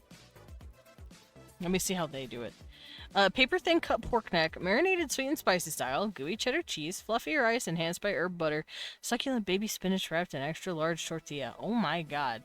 You are out here is what I'm hearing.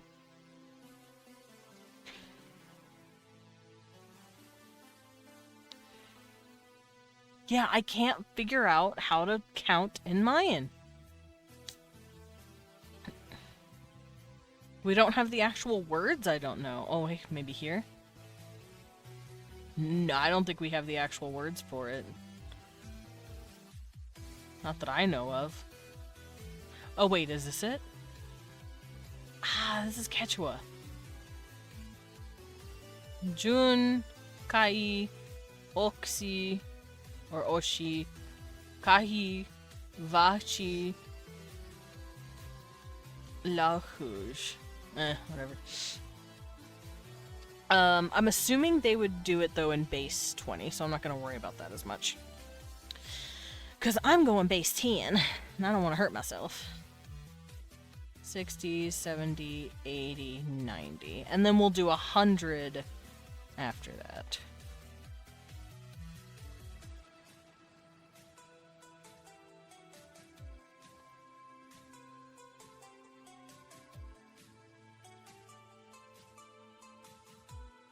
So, 100.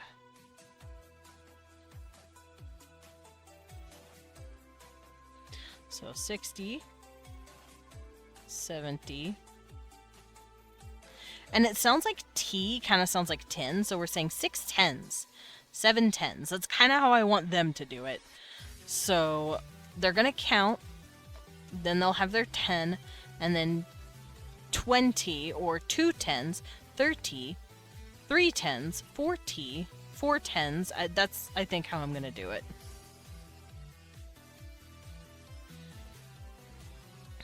$80, $90. Alrighty.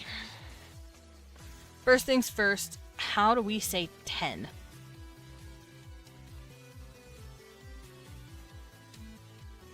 Eshirin, Tsa, Bon, Kaga, Jak, Benya, Nosho, Wem. Pro tip, put the meat in the freezer for 20 minutes so it's firm and easier to cut thinly. Yeah! Interesting thing about that's actually what we do for, what are they called? Cutlets? What are the things that when you slice them, they're really cold and they're like practically frozen and then they curl up because of how frozen they are and you slice through them real thin? Are they not cutlets? What are they? My brain is trying to remember. Right when you said it, thought I had. It's the stuff brisket! Brisket! I'm thinking of brisket. Brisket is also a very what? Brisket's also a very thin slice of meat that you usually want chilled, so that when you slice into it very thinly, it's very easy to cut. French numbers. Apparently the bullshit's a leftover from the counting system used by the ancient Celts and Gauls, which used base 20. That makes sense. The French language comes from Latin, but they got mixed in with the Franks. So if the Franks were the leftovers of the Celts and the Gaul civilization who was using base 20, and then they came in with a base 10 system, of course it's gonna fuck up the entire system. I'm just glad we also had base 10, I think, with Anglo-Saxon, so that the English language didn't get this. But no, that's kind of hilarious, actually. Alright. 10.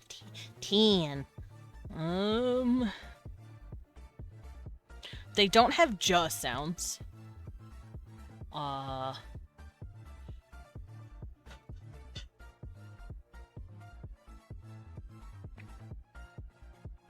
I'm tempted to make it sound like eshi, but I don't want it to sound too close because it'll be confusing.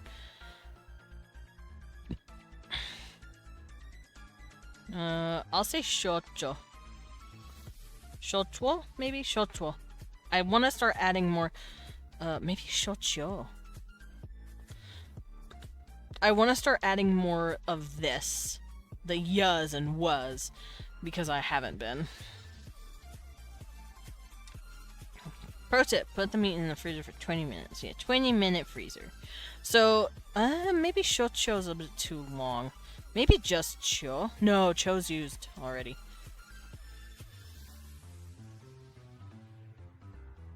Dwon? Dwon sounds pretty good. I'll use dwon. Let's get rid of that. So, dwon is 10.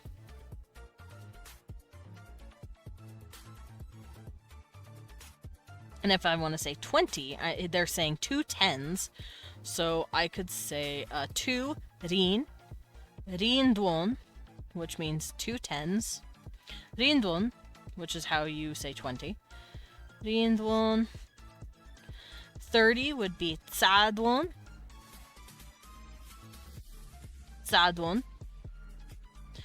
40 bon. Bon dwon.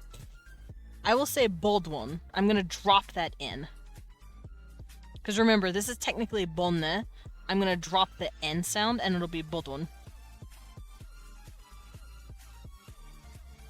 Because not all numbers are gonna sound the most correct. Also today I learned that a lot of giant spider depictions in fantasy are traced back to Tolkien and the tarantula that bit him as a kid. That sounds about right. He did make Shelob, and he also made Shelob's, like, mom, Ungoliant. For those who have only seen the movies, or read the books, technically. Ungoliant is a big-ass spider monster from the Silmarillion. She does herself a big hungy and wants to eat the light of the Silmarils. She also works with Melkor. Or Morgoth, Sauron's boss, basically. Fun fact, Sauron's not actually the super big bad. It's Morgoth, his boss. Sauron was just being an asshole. Sauron was just being an angry, evil jeweler. Meanwhile, Melkor was like, I'm going to teach you how to make swords. Ungoliant, the ravenous eldritch catastrophe that has a setting Satan scream like a little kid. Ungoliant's great. Also Ungoliant. I don't know if there's an H at the end of that.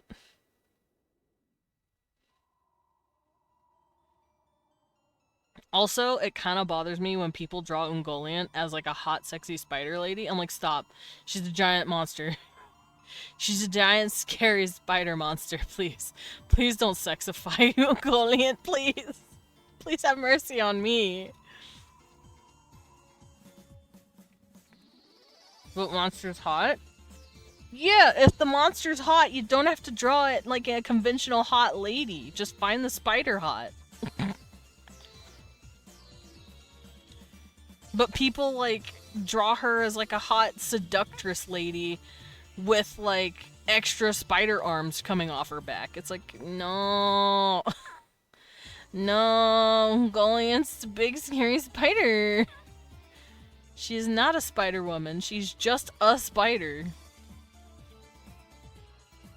I think she's also the reason Mirkwood is filled to the brim with spiders, too.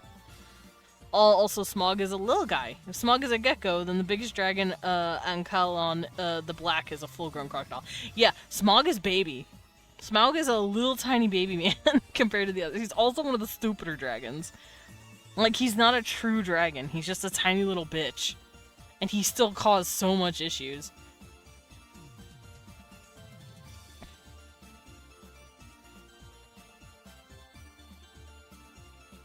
Sorry, I'm dancing to the music, don't mind me.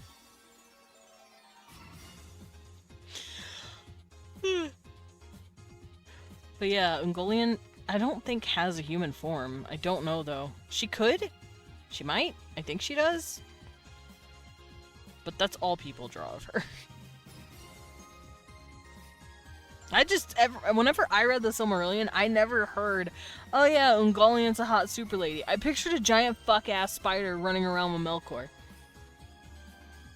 I want a spider mommy. Well, make a spider mommy, but don't twist Ungoliant into looking like a spider mommy. Yeah, evil spirit in the form of a giant spider. Origins are unclear. She could be from fuck-ass who knows where. Ungoliant means dark spider in Tolkien's invented language of Sindarin. Primeval spirit of night named Moru. She aided the evil Vala Melkor in his attack upon the trees of Valinor, draining them of their sap after Melkor had injured them, extinguishing the source of light of the world. She also consumed that she was hungry. She wanted all the light. She was a light drinker, basically. Just for scale, Balrogs are more or less considered infantry in their army. Balrogs are pretty cool. Balrogs, fun fact, are the same race as Gandalf. Figure that out. Wrap that around your head and smoke it. But yeah, Ungoliant's a remaining Hargadra for Devour herself, although not just gets ready to suggest he slew her.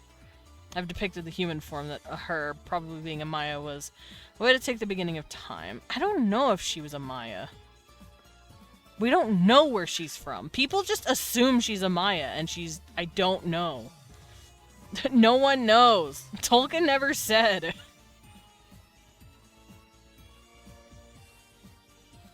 Let me actually go look. Maiar, yep. Yep, Gandalf and the Balrogs are both Maiar.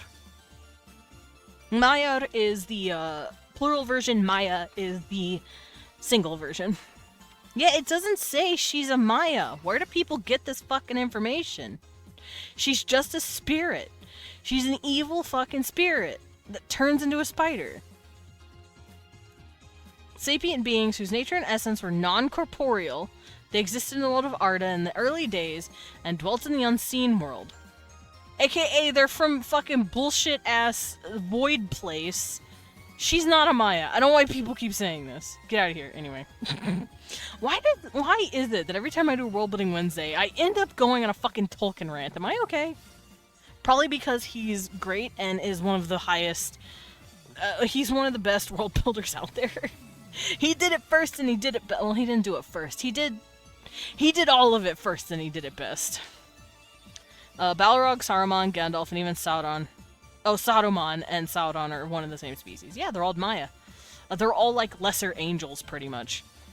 Because you have Eru Iluvatar, who's the highest of the high. He's the one true god, basically. He's capital G god. And then you have the dudes below him. I can't remember what they're called. I know there's different words for them. Nah, I'm just gonna pretend I didn't hear that and keep living my life in ignorant bliss. Wait, which part? The spider mommy? Uh-oh. Ungoliant isn't a hot spider woman.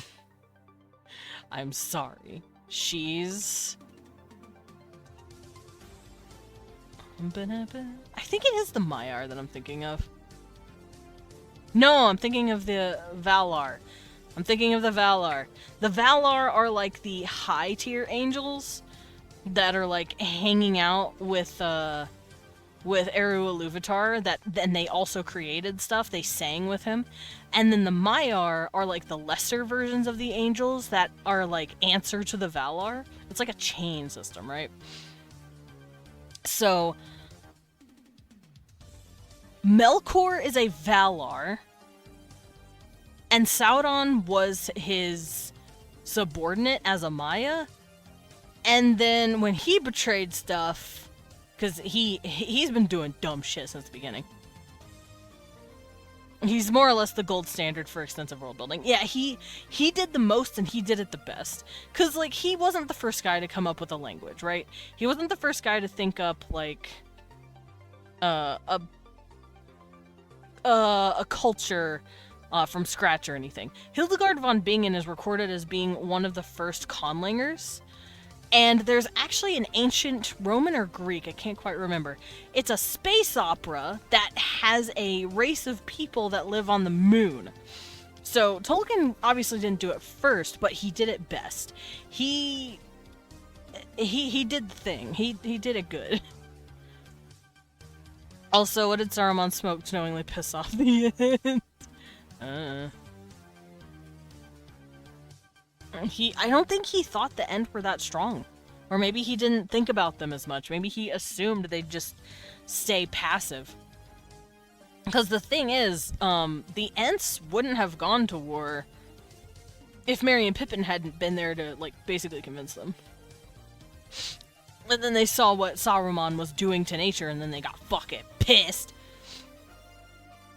But I think Saruman just assumed they would rest on their laurels and not help.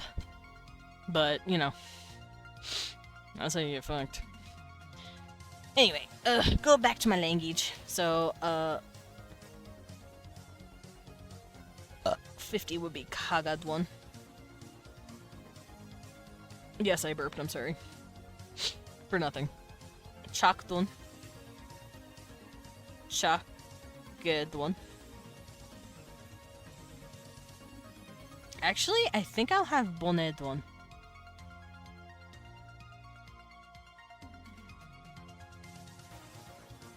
And the reason that E is there is because it's no longer at the end of the letter. It's no longer at the end of the word. Beñado. Beñadon. No Shodon. No Shodon. And Wemedwon. Wemedwon. So these are our 10 to 90, and then 100 in order to say 100.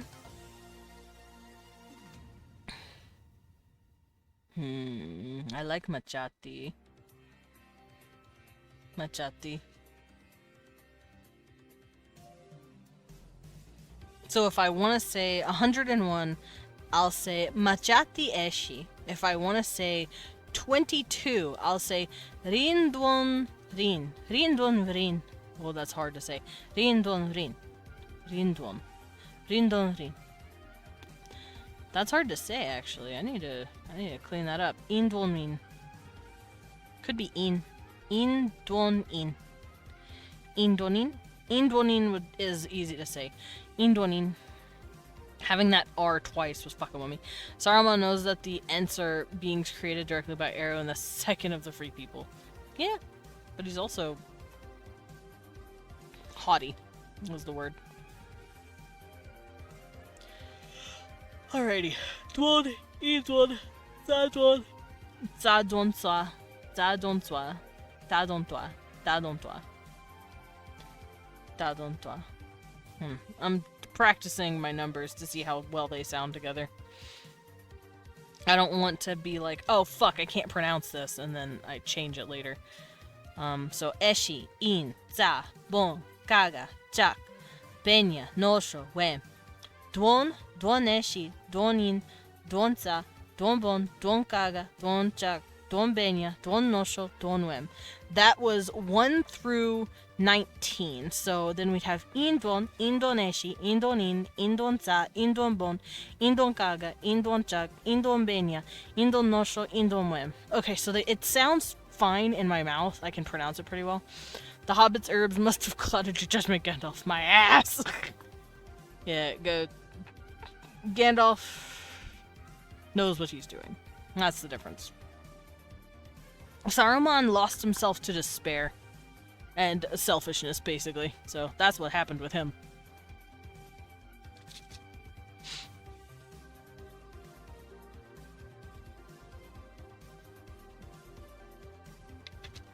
I wanted to drink some lemonade, don't mind me. Okay, so I'll go over more of this later for my mouth to make sure like it's all pronounceable. Zadwon, Zadwon Eshi, Zadwon In, Zadwon Za, Zadwon Bon, Zadwon Kaga, Zadwon Chak, Zadwon Benya, Zadwon Nosho, Zadwon Dwayne. Okay. See, stuff like that. I want to make sure I can pronounce it. Machati, Machati Eshi, Machati In, Machati Za, Machati Bon, Machati Kaga, Machati Chak, Machati Benya, Machati Nosho, Machati Wem. If I want to say 110, Machati Dwon, Machati Indwon In, that would be Machati 100, Indwon 20, In 2. So Machati Indwon In is 122. If I want to say, if I want to say 200 and 300, I think I'll start doing that as well. 200, 200. I won't go farther than this, probably maybe 300 as well, but I want to make sure the pattern makes sense. So every time we get to a new type of number, we switch it. So Machati, In Machati, Ine Machati, Ine Machati, Ine Machati. That looks kind of slanted as shit, actually. Thanks, left-handedness. Machati, Ine Machati, that means 200. 300, Za Machati. Za Machati. So, Machati, Ine Machati, Za Machati. If I want to say 365, I would say Za Machati, Chakedwon, Kaga. 365. Za Machati, Chakedwon, Kaga. Chakedwon, Kaga. So 300, Za Machati. Yep. Okay, so everything sounds good in the mouth. Because like I said, if the words are too complicated or dumb and it's hard to pronounce, then usually you want to go back and like... It's good to pronounce the words a few times to make sure it rolls off the tongue. Otherwise, there's no point because you can't speak your own language. Anyway. I'm gonna do this just to have a mark. 365. So 365. That would be Samachati.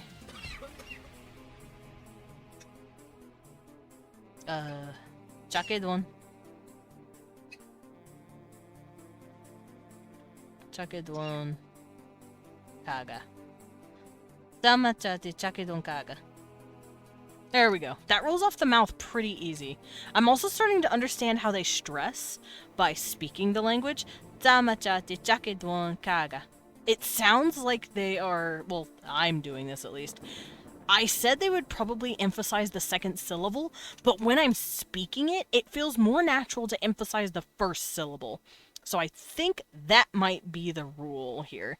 Because see, up here I put down emphasis second syllable right here. But the first syllable feels more natural when speaking this language. So I'm going to say it's first.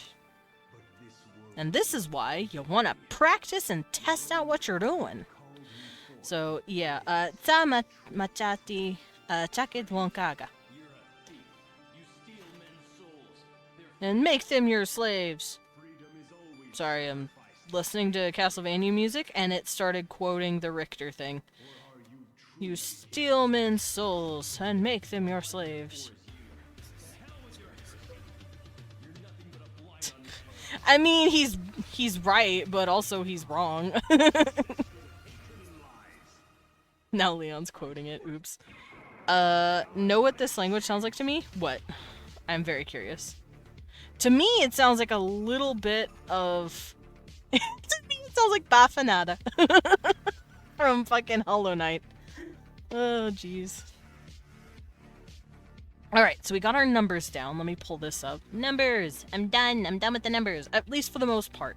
If I want to add more numbers, like 1,000, million, stuff like that, I'll worry about that, but... Right now, I don't have to worry about that.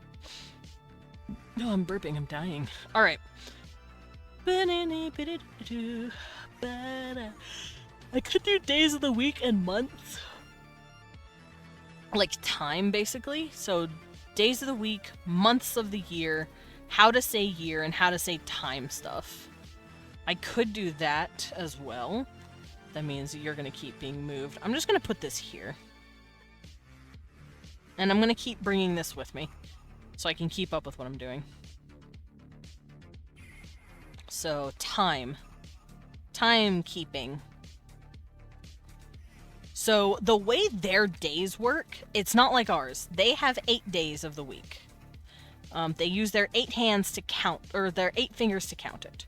So, they have 8 days. They don't have a Monday, Tuesday, Wednesday, Thursday. They have 8. So, I'll just say day 1 through day 8. Because why would they have words for our days when they're on their own goddamn planet?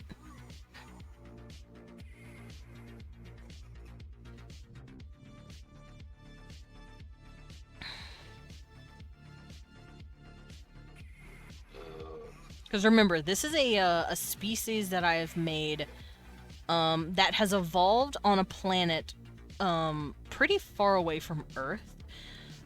It was seeded by the Drakar, which means the giant dragon race showed up, put their DNA on this planet, and said, okay, make lizards, and then they ran off, right? And the lizards that they hoped would grow from the Luca they put there, the Luca meaning last universal common ancestor, it's what we refer to, like, the amoeba in the ocean that all life comes from. The Luca that they basically threw in there evolved the lizard people to a point of civilization that the Drakar can now show up and go, hey, we're your gods, worship us.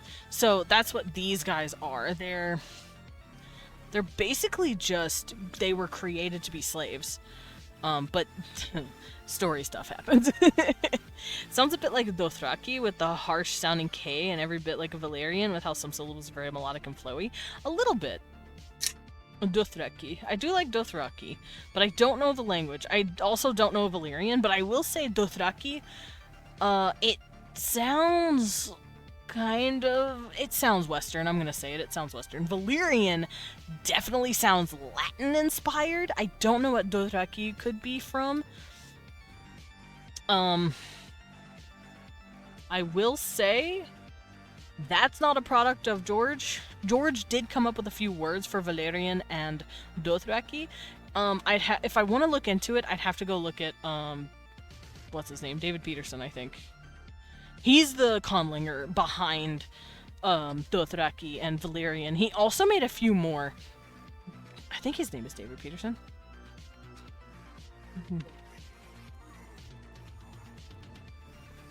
Peterson, can I spell correctly, please? I'm gonna shoot myself in the foot. I don't think that's his name. Hold on, I have his books. I like his books. Fun fact, he writes books. I have the Enochian dictionary. I forgot I did that. Alright, where are you, my boy? Nope, that's clothing. Language invention.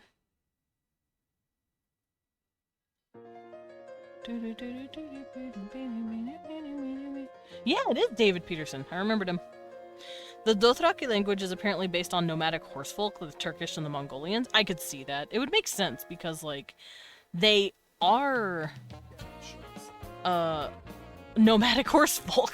So, like, it helps to look at other cultures.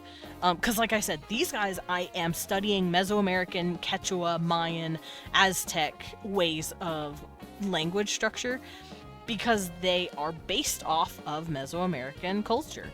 They're in a warm, humid climate environment because they're lizards. They used to be cold-blooded. They're no longer cold-blooded because they're bigger now. But their bodies are still used to this warm climate near the equator, just like Mesoamerican cultures. They're like right fucking there, right? In fact, they're a little lower where humidity hits them more. What I like very much about the language of yours is how it sounds depending on the person. When you speak it, it sounds very cute, but I can imagine a deep, gravelly voice can make it sound very menacing. Definitely. I do make it sound kind of cute, I guess. I could see it me being cute. But, I could see a dude making it sound, like a dude deeper voice than me could make it sound really creepy. Alright, timekeeping. We'll put down the days, then we'll have the months, or the moon turns. So, week, month, I don't know how many months they would have. Tempted to give them 8 months as well. Or maybe 9.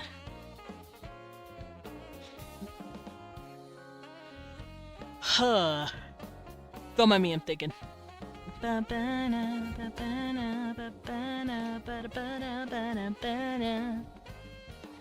thinking while jamming out to Castlevania.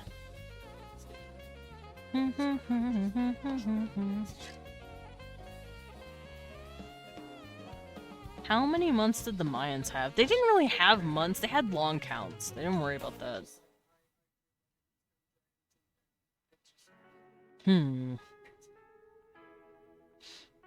How? Sorry, I'm thinking. The creature is thinking. Let me go over here. Let me look at this.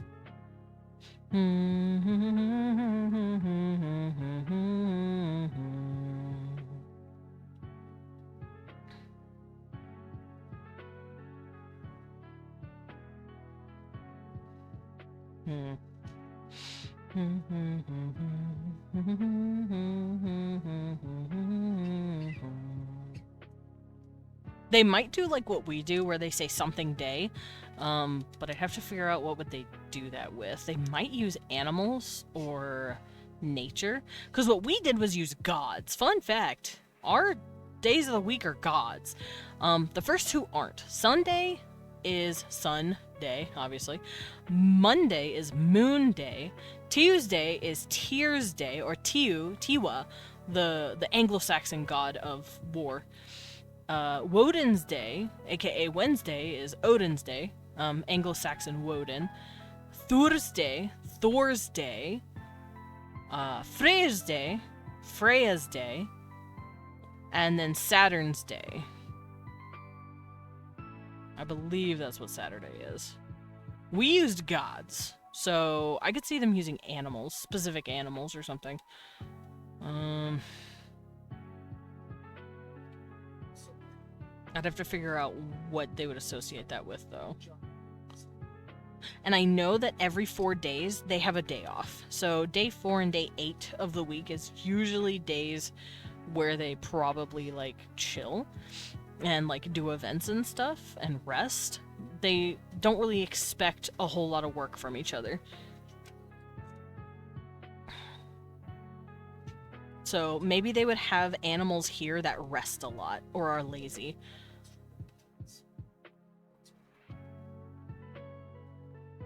If that's the case, I might have the middle day have the most active animal, because it's saying October, November, and December used to be 8, 9, and 10. Yeah, Octo, 8, Novem, 9, Decem, 10. But then we came in and threw Julius and Augustus in there. At least he got stabbed for it. That's true. For their months, I think it might have to do with moon cycles, because month just means moon. Month, moon cycle. They probably call it moon cycle as well. These probably are called day cycles. So, because I want to time keep and I want to be able to go, this is what it's called, but I also want to know the word for week and the word for month. That would help a lot. So a week would be called day cycle. A month would be called moon cycle. Month 1, month 2, month 3. I'd have to figure out how their planet works, but I'm pretty sure because it's able to grow sapient, carbon-based life, it probably has seasons, but I feel like they would associate 3 seasons and not 4. They would probably just think of the cold season, the warmer season, and then the getting chilly season. So I could see them separating their months out into that. So maybe they have 9 months, 3 months per. Because like the way we go, right? We have spring, which is like it's cold but it's getting warmer. Summer, where it's like super hot. I'll add a sun above it.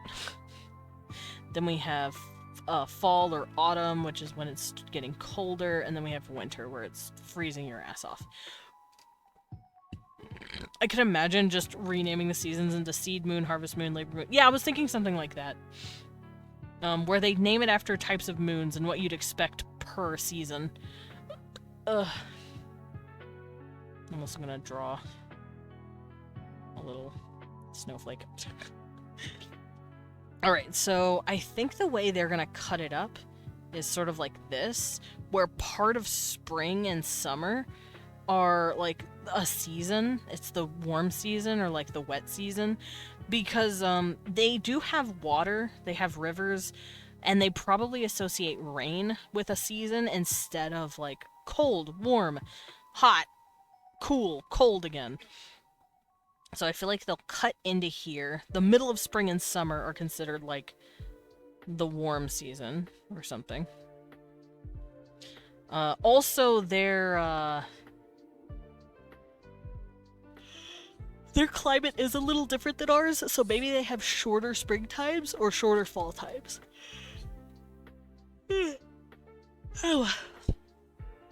Fun fact, the idea of summer vacation traces back to agriculture, when parents would need their kids out of school to help with harvest. That sounds about right. Alright, so I think we'll have a warm season, a cold season, and a wet season. So the wet season kind of cuts into the end of winter and the beginning of spring, and they accumulate it through that. So we have the wet season, warm season, and cold season. So I'm gonna come down here, season, wet season, warm season, and cold season.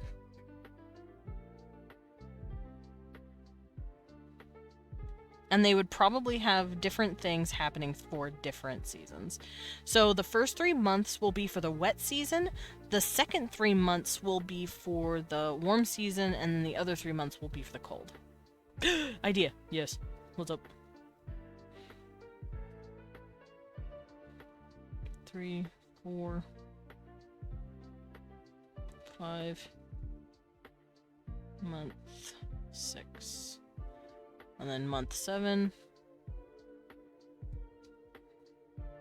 month 8, month 9. And if there are any days left over for their year, they'll probably just tack it at the end of month 9. Could be like a couple of weeks of just no going outside or something because it's in the deep of winter.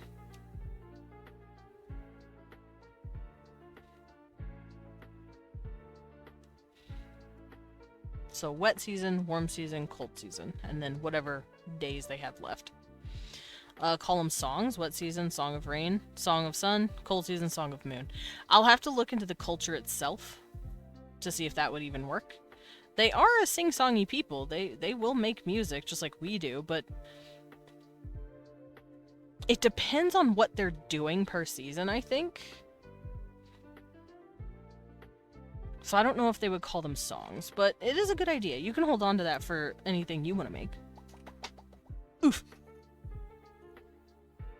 I need a word for moon. I need to know the word for sun and moon.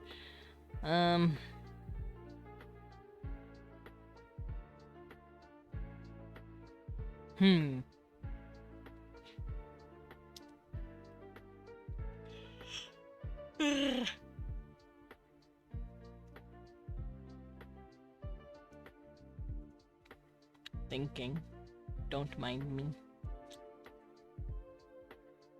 Also, I will say, scholar males are the pretty femboy males, they've probably mapped out where the sun goes and, like, how it looks depending on the position in the sky and, like, the whole, like, winter equinox and summer equinox and solstices like that.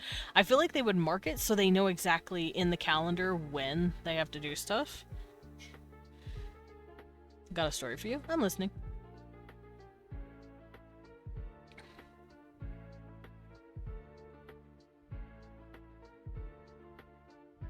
I'm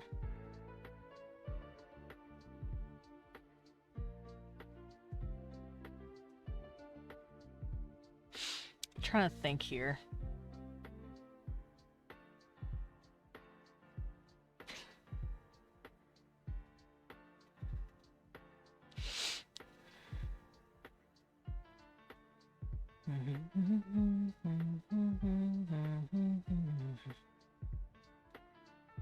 Maybe they don't have 3 seasons. I'm still thinking.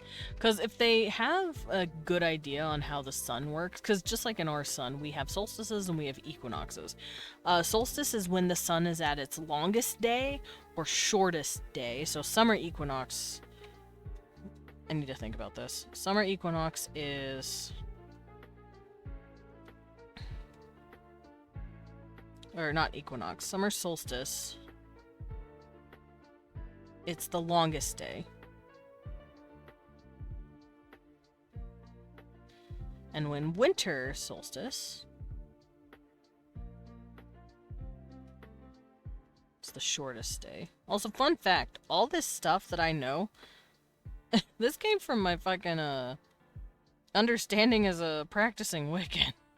I'm not a Wiccan anymore, but all of this knowledge about the sun and the moon and the names of the weeks and the solstices and equinoxes, those are all based off of Wiccan understanding. So, yeah. A guy who professionally makes Egyptian god masks goes to a convention wearing a horse mask. Saw some people with indistinguishable masks. He approached them and said, "Can I interest you in masks of the son of Ra?" The group looked at him. "No, thank you. We're all set." Me. I'm set now. Alrighty, so if we got the summer solstice and the winter solstice, that would mean that they focus the middle... I'm gonna move these. I'm actually going to delete them right now. I don't need them. So I'm going to bring this up here, and we're going to figure this out together. I knew you would like that. Alright, so the way summer solstice works, let's say this is the longest day, right? This is the biggest, the longest day.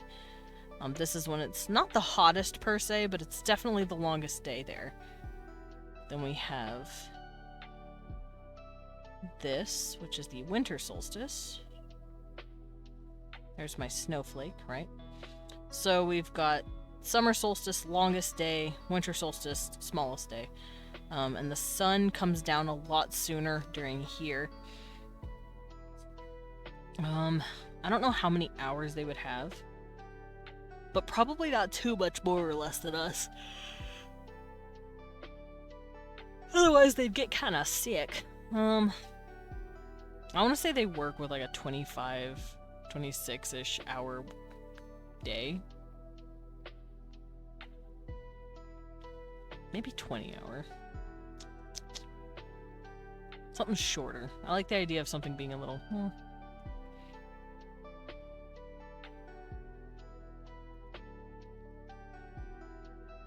Thinking. Don't mind me.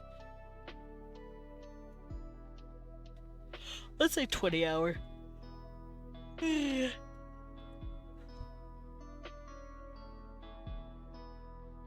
Now, let's say the day is 20 hours. Chicken's called, thank you for the pet. Massaging the bat brain. Thank you. You are on top of my head and trying to help. So let's say it's 20 hours. How many hours in a day for the summer solstice do we have?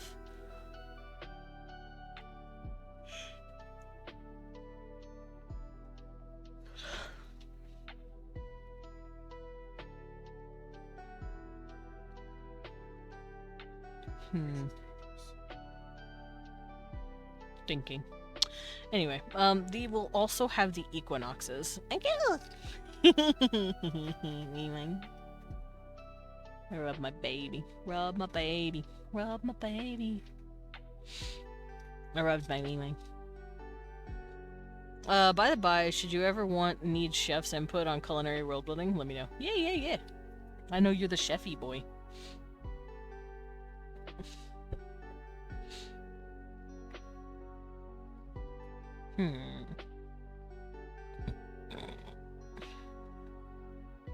So I'm gonna do this for solstice, equinox, solstice, equinox. Maybe they have their seasons start at the equinox? Bozeman, now's your turn to squish him. You're so right. Squish him, squish him, squish him, squish. Ooh, big muscles. Big, strong muscles. Big, strong muscles. Big, strong muscles. Big, strong muscles. Cutie.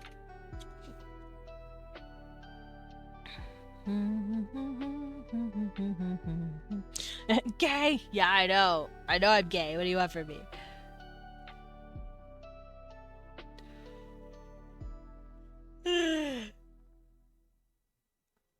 So what I'm thinking is, this could be the start of a season. Sorry. This could be a season where it starts in the middle before the equinox. I don't know how we do it, but this would be another season. This would be another season. And then on Fort, we would have to make this a season. So I think they might have 4 seasons, but each season would be denoted with something. So this would be the warm season, this would be the cold season, this would be the wet season. This could be the harvest season.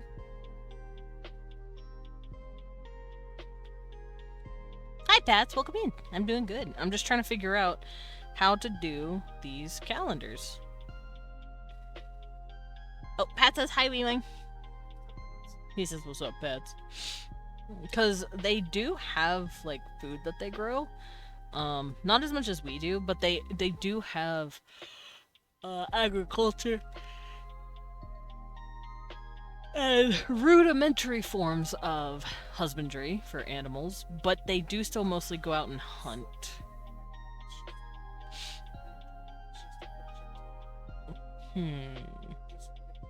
So each season would determine what they're doing. Maybe not the wet season. The end of warm season could be like hunt season. Maybe it is hunt season. Hunt season.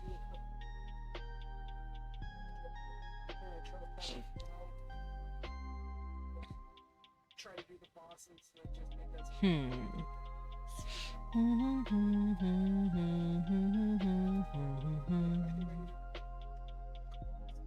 Not much, just chilling at the moment. Nice, nice. How many days of the year do I want? Because that'll help me come up with months as well. This is why world building takes so long. You go, I want to do this, and then you just dive in a huge ass rabbit hole.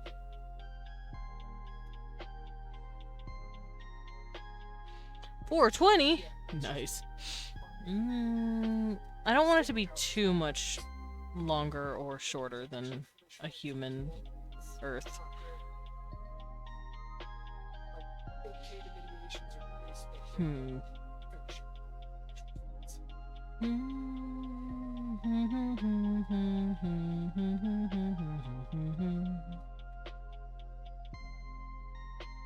Tempted to say 330. Maybe their years are a little shorter.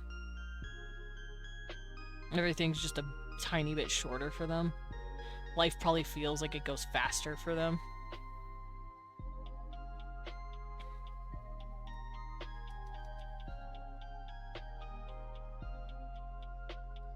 I'm not gonna worry about minutes and seconds and all that. They don't have to worry about all that. Let's pull up a calculator now. So, how many months do we want? Let's say 9 at first. 9 months. That would give them 36.6 days per month. What about 10? Let's try 10. I think that would give them 33. Hi, Jeannie. Welcome in. I could give them 10. That would make 33 on the dot.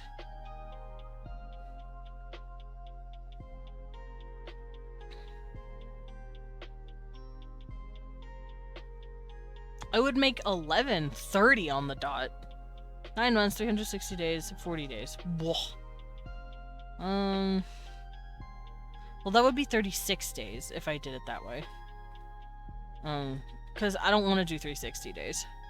I don't want it to be too perfect. If it's too perfect, it doesn't make sense. Because even our calendar isn't perfect. Every 4 years, we have to tack on an extra day because the 24 hours is not quite 24 hours. It's actually a little more than that. So we have to make sure to add that extra day sometimes. So if I made it perfect like that, it wouldn't work out.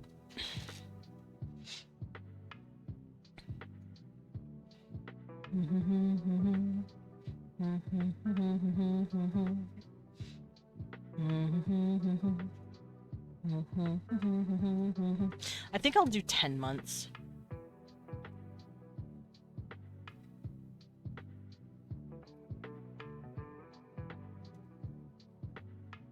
I'm gonna bring this up here so I'll know what I'm doing.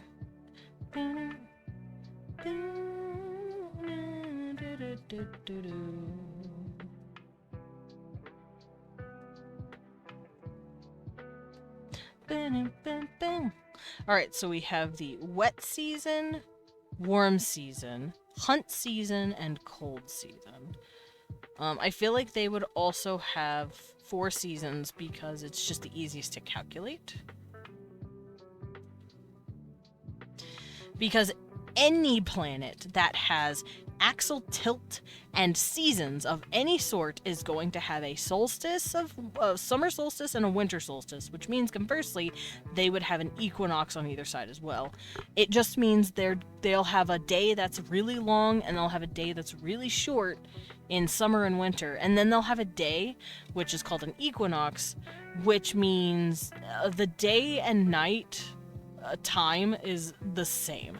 You'll have 12 hours of day and 12 hours of night. That's why it's called equinox. It's equal day nighttime. Meanwhile, summer solstice, you have like fucking what, 15 hours of daylight, and in the winter solstice, it's like fucking 6 hours of daylight. Any season, any planet with seasons will have that. So these guys do have seasons. It's not as harsh as ours, but I feel like they would have some sort of seasons. And this is how they would associate them, I believe.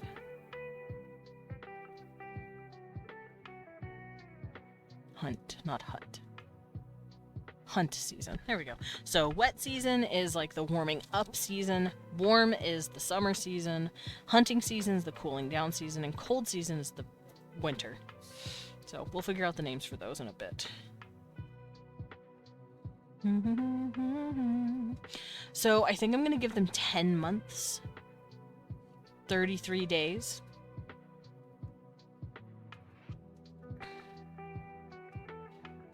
So, months.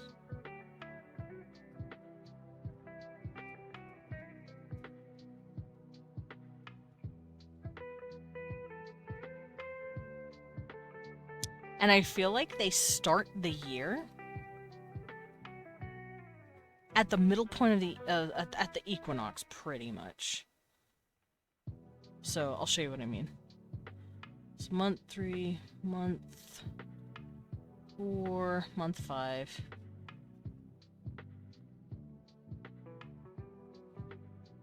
And then month 6, month 7. And these are all going to be named after types of moons. Like what the moon looks like, what they're doing during that. Harvest moon, rabbit moon, flower moon, pink moon. They'll probably name it shit like that.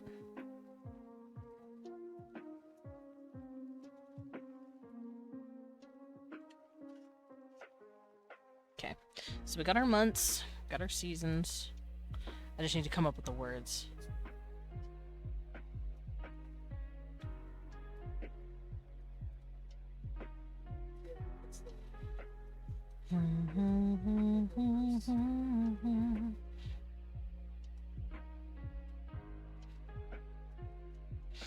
I'm actually going to close this in just to know that those are notes that I've taken, so I can make sure to get all this right.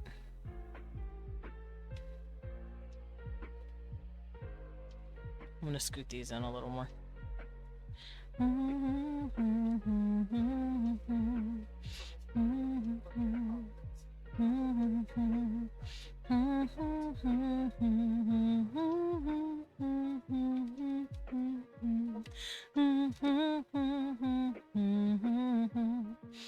Alright, so we have days, months, time.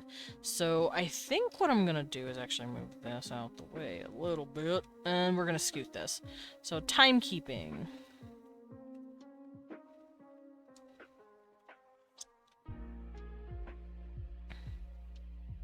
I might actually, hold on.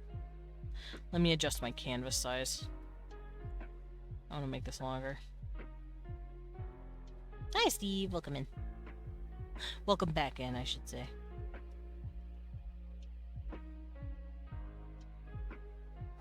Yeah, fuck it. Alright.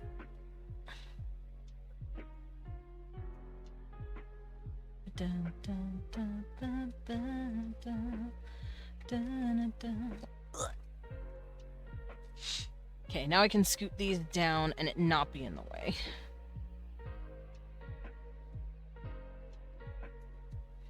So, time. They have a word, you can have a word for second, year, month, week. Let's see. Let's do it this way. Morning.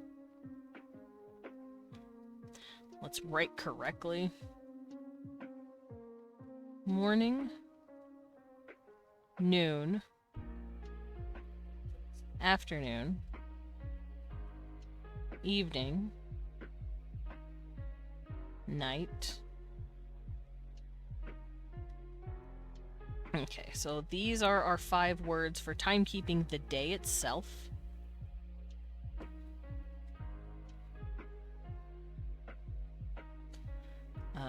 Then we have the words for second, minute, hour, day, week, month, and year. Oh, and the word for actual time. Time. So, second... I don't know if they'd have a word for second or minute. They might have a word for moment. So, second... minute could be... moment.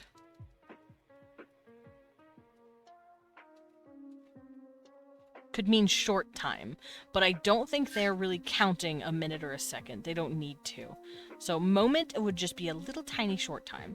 I feel like, however, they would count an hour. They need to. Day, week, and year. Month, year. Month, season, year.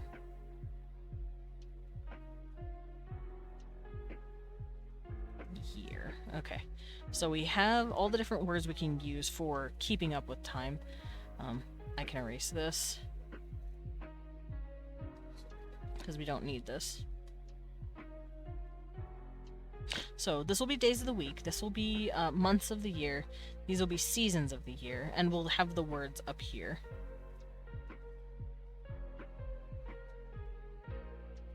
Okay. So down here I have 20-hour day. So I'm going to come up here. Hour. I'm going to put it down here that they have 20. They have 20 hours in a day. They have 8 days in a week. Maybe I should put this somewhere else.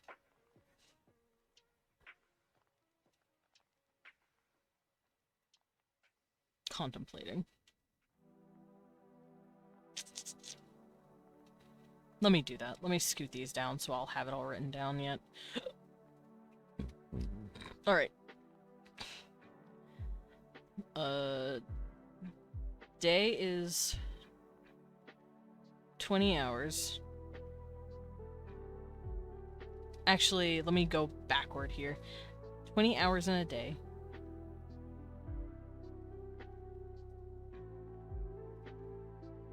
Uh, 8 days in a week.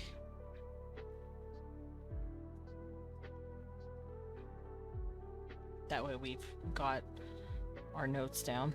That week word is fucked. Hold on. Scoot this down a little more. Okay, 20 hours in a day. 8 days in a week. I don't know how many weeks would be in a month, but if it's 33 days, let me do that. 33 days in a month. 33 days in a month. Divided by 8. 4.1. So I would just say 33 days. In a month. And then I would say 4.1 days. Or weeks in a month.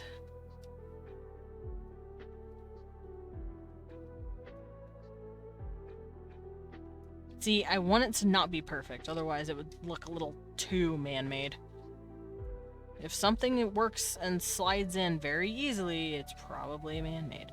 Alright, so summer solstice, longest day, 330 days in a year. So 330 days in a year.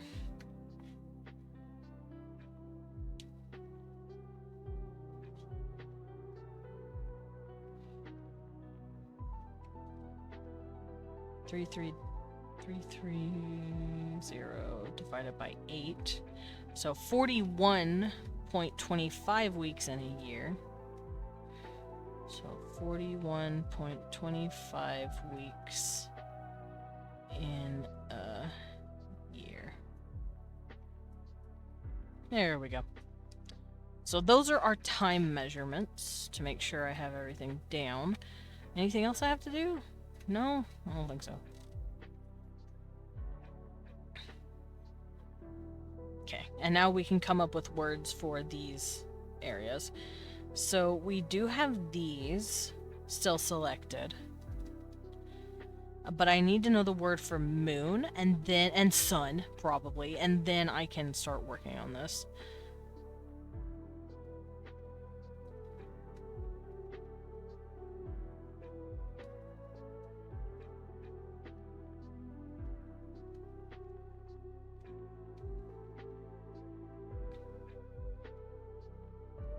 I have an idea. I think I'll have moon and sun right here. Sun and moon words. And then I'll use them.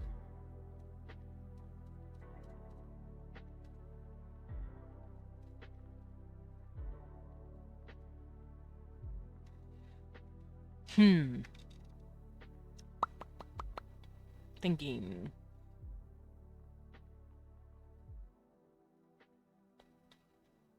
I'm tempted to name the moon Czech or Jelle. Jelle sounds pretty. Jelle. As a sort of nod to the goddess of the moon in Aztec and Mayan mythology. Fun fact! She also has a pet rabbit. Just like Chang'e from Chinese mythology. And what's her face from Tsukuyomi? Tsukuyomi is Japanese? The Japanese version?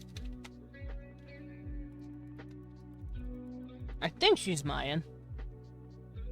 Mayan moon goddess. It could also... Ixchel, that's her name. Ixchel. And yeah, she has a pet rabbit. I find that very interesting. Because no other cultures really associate the moon with rabbits, except for East Asian and this one, well, possibly Mesoamerican people. Which is kind of cool. Let's see. Moon. My Hero Twins transformed into Son of the Moon, implying recognition of a male moon. I don't know what they would want. I don't know what they would do. I think they would call the Earth the mother, the moon the male, and the sun the big male, because the sun is bigger in the sky than their moon. Moon is a wife.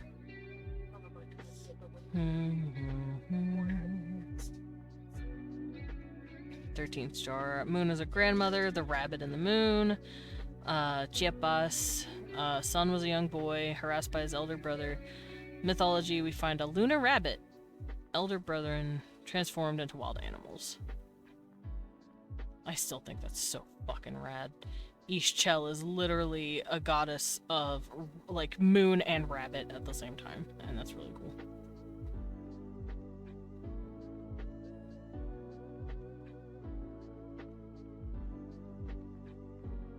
Oh, they don't have a name for this one. I am very upset about that. They found dozens of gods and goddesses in, like, Mayan mythology, but we don't know their names, so we just call them God A, God B, God L, God I. I'm like, can I know the name? God D. Like, what the fuck? I want to know.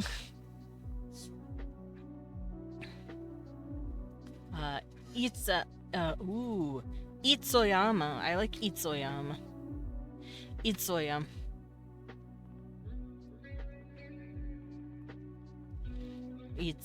Itzaya?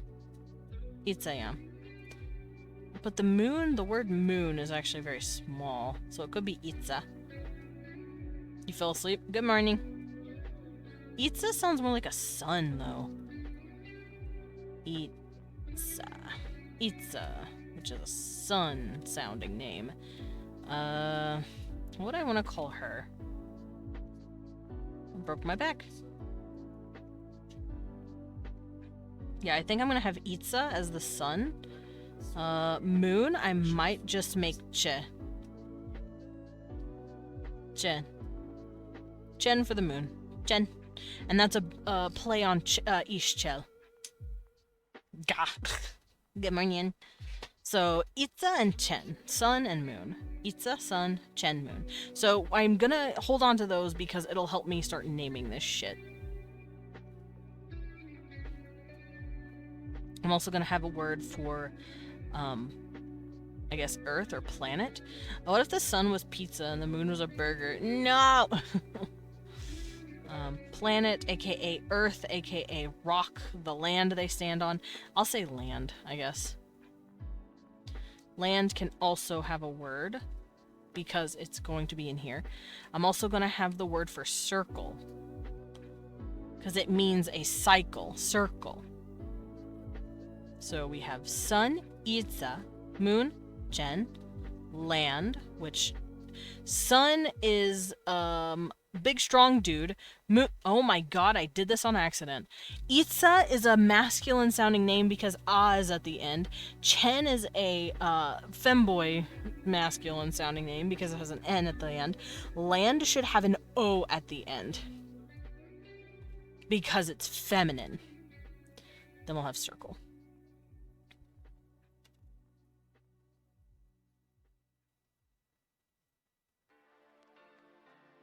I don't know what to call it, though.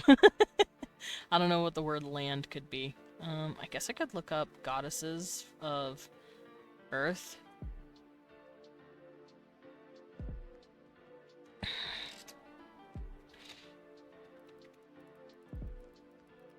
Because I am, like I said, basing it off of Mesoamerican shit. So, I am going to be looking at their goddesses. Of course the moon goddess is also fertility. Every goddess is fertility for some reason.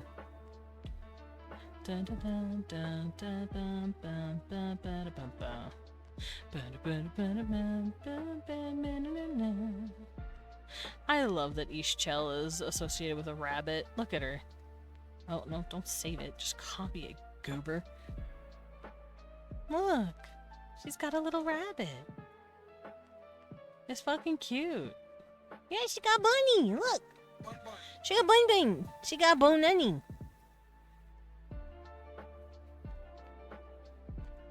What's your idea, love? What's your idea, love? Leon! I'm about to fight my husband. Bnui. Yeah, bone nanny, as he likes to say.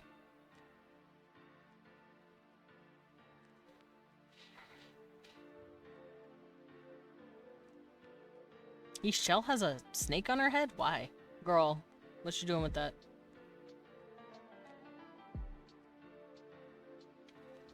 Alrighty. Lists of Maya gods. Let's go look at them.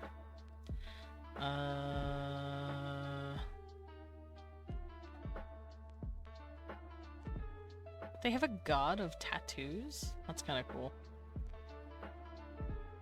I'm looking for the god of earth. Oh, they have Balaam. Funnily enough, they have Balaam.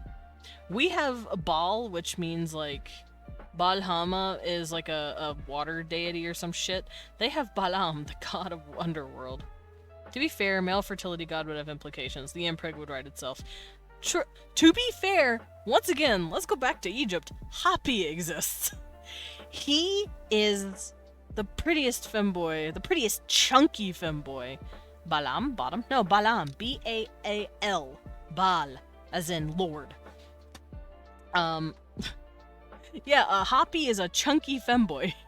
He's the god of the Nile, but because he's associated with the Nile, he's also associated with fertility. But it's a guy. So he's thick as fuck, and he's got big-ass breasts and hips, but he's still a dude. Hapi is great, and I love him.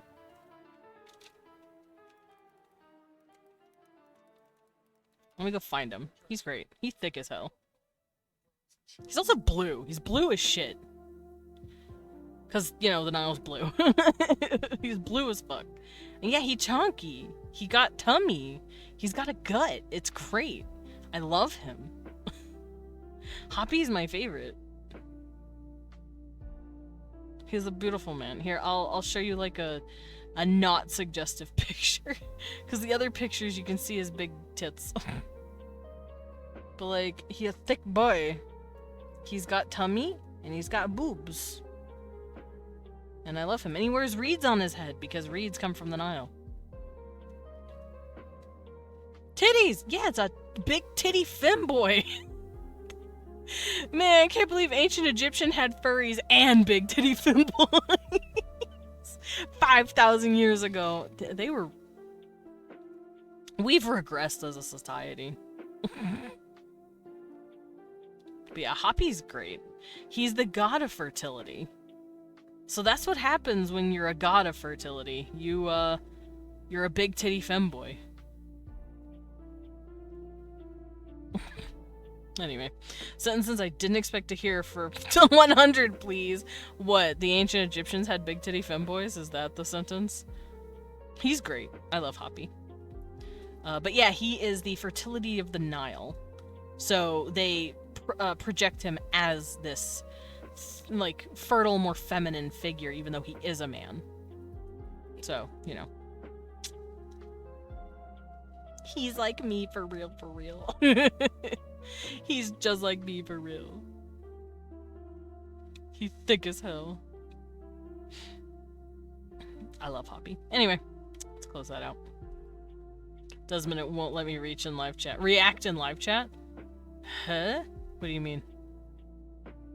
Like it won't let you do emotes?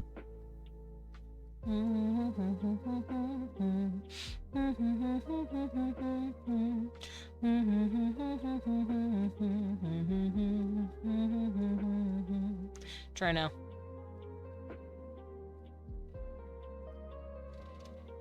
Did you see the shark lady in the floor plan I made? Yeah, I did. I'm peeking. I've been peeking. I saw you're like, I have to make a whole fucking world just to do this. Which, honestly, felt, but also, yeah. God K. Kawi'il. God K. Mayan deity identified with power, creation, lightning. He has a zoomorphic head, large eyes, long upturned snout, serpent foot, crater god. Bolonsaka, Bolontiku, Bolonyokte, Buluk Chaban. He sounds cool. Buluk sounds like a dope-ass name for a god. I might use the term Buluk for something. I'm, right now, looking for mommy. I'm looking for a fertility goddess. Goddess of bees!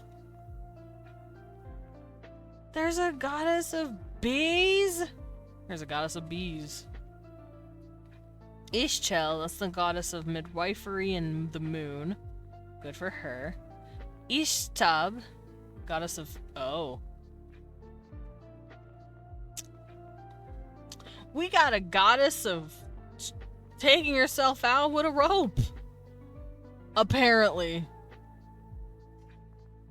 Itava Tahuvava. I don't know what that means. Yeah, Ishtab is apparently the goddess of the big sleep. The big self-inflicted sleep. She is known as the rope woman. Or the hang woman. Oh. Bees? Yeah, there is a goddess of bees. I'm mostly shook that there's a goddess of taking yourself off the census who's a psychopomp. She takes you to the afterworld. She literally, like, is like, yeah, I took myself out, dog, but, like, I'll take you to the afterworld or some shit if you do it, too. How many people were taking themselves out for there to be a goddess about it? Or was it just such a shocking display for people that they, like... Huh. I did not know she existed. That is very interesting. Devoted to eclipses as sun and the moon. Symbolize a lunar eclipse. She could symbolize a lunar eclipse and its dire consequences for women, who are intimately associated with the moon. It's been claimed that pre-Spanish Maya didn't have a suicide goddess or a significant narrative of suicide by hanging. Originally, Ishtab might have been a hunting goddess. Today, the sensational idea of a cult of Ishtab appears to be invoked by popular Yucatecan media. Indigenous problem gives Yucatan a suicide rate more than twice in Mexico large. So she might not be real. I hope she's not real. Because that's fucked up if she is. Cute bees, helpful bees. Bees are helpful. Bees are babies. Yeah, supposedly... Oh, Itava Tahuvava. That sounds like a Polynesian language. I'd say she's more for hanging animals by legs to skin them. Yeah, well, because in the picture we have, it's around her own neck. But it could also represent some sort of hunting thing. I still find that really fucked up if the Spanish decided to be an asshole and say, teehee, this is what your goddess actually means. That's fucked. Also, I have not found a single goddess that could represent the earth in Mayan literature, and that makes me very sad.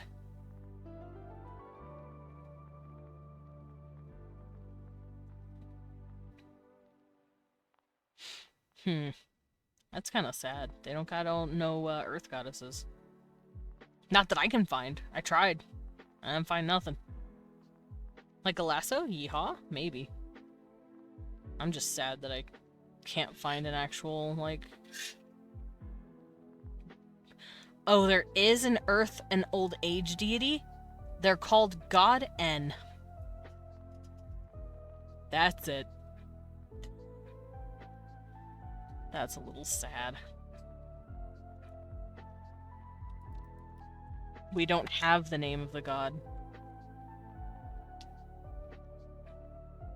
God N what? Yeah, God N. That's it. That's all we have. We don't have the name of this deity. That's upsetting. That's a little upsetting. Me wanty. If that's the case, I think I'm just gonna call her Kalu. Kalo, maybe. Oh no, Kano. I like the N. Oh, that's sad. We don't have... This is why I get so sad with Mayan religion and Aztec religion. I'm like, I love this stuff, but also there isn't any fucking information. Thanks, Spaniards! Assholes! Not you! You're not a Spaniard! You're a Mexican! You're Mexicano! You're Mexica! Yeah, your only part. You are very Scandinavian, that is true. I'm yelling at Leon, don't mind me. My ankle. Boo! Boo! The Spaniards! Boo! Yeah, throw tomatoes! Throw tomatoes at the Spaniards! Boo! We all get mad at them. Boo! They destroyed all of the culture. Why do you keep saying, oh, you're not a Spaniard?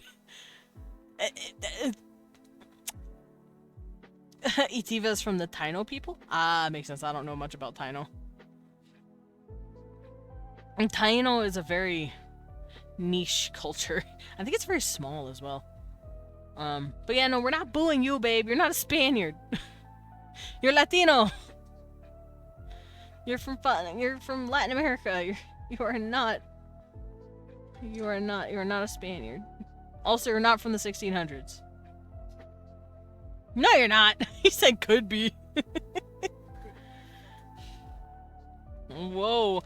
Babe, you robbed the grave. I'm older than you.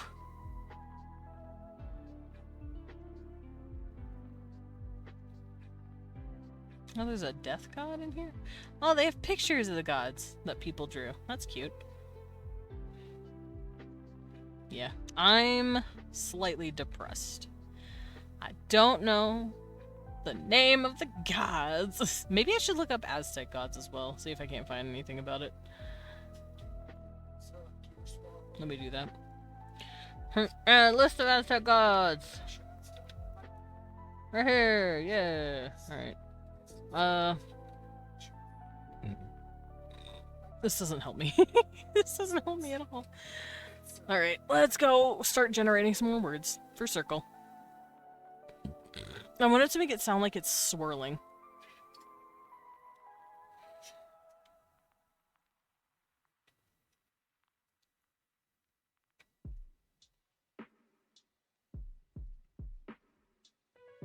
I have a friend from Puerto Rico who knows a good bit. Go look, find incredible sources online. Yeah, it's rough. It's rough. I have a friend from Puerto Rico. She's cool. Apparently they keep losing power. They lose power like fucking every other day. Not literally, but apparently Puerto Rico's electric system's kind of shit. Their grid is booper.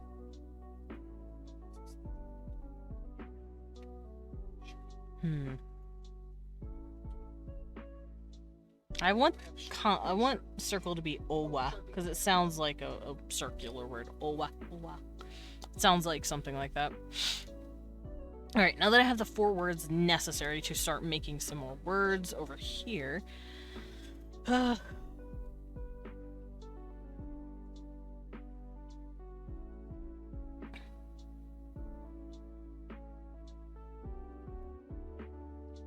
want to think about what each word could do. So day 4 is going to be a rest day, and so is day 8. Day 2 is going to be the most productive day, so is day 6. So rest day, crazy day. Basically. So I kind of want to use Laubuitza, which means dog day, dog sun. AKA it is the sun dog, is the... Do I want to use the word for day? Do I want... Because I don't want... what could be the word for day? Itzawa? Itzawa could be day. Because it means sun cycle. But I could also just use another word.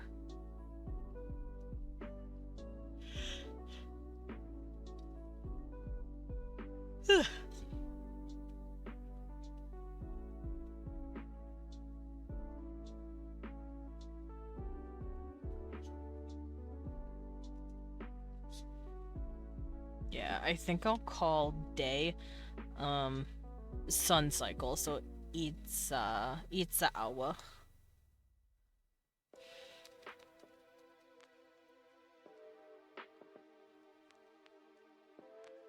It's a hour. Ads!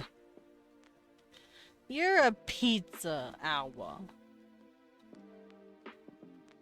And week, I don't know yet. But month will be moon cycle, so Chen Owa. Chen Owa. I feel like week will be its own thing, its own word.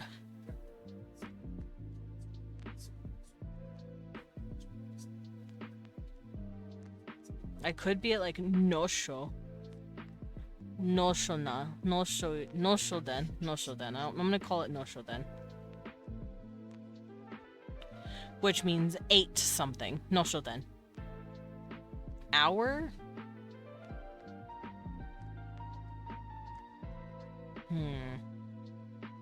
Moment?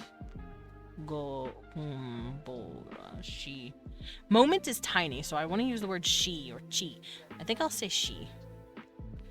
She, as in tiny. She. Small. Small time. Small moment. Maybe something else. Maybe it means small time. Time.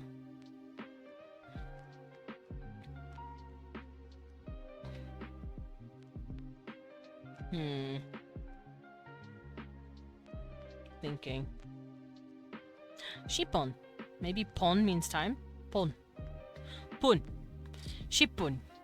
Small time. Moment. Small moment. I'm craving Dairy Queen chicken strips and some poutine, but it's so expensive. Jeez.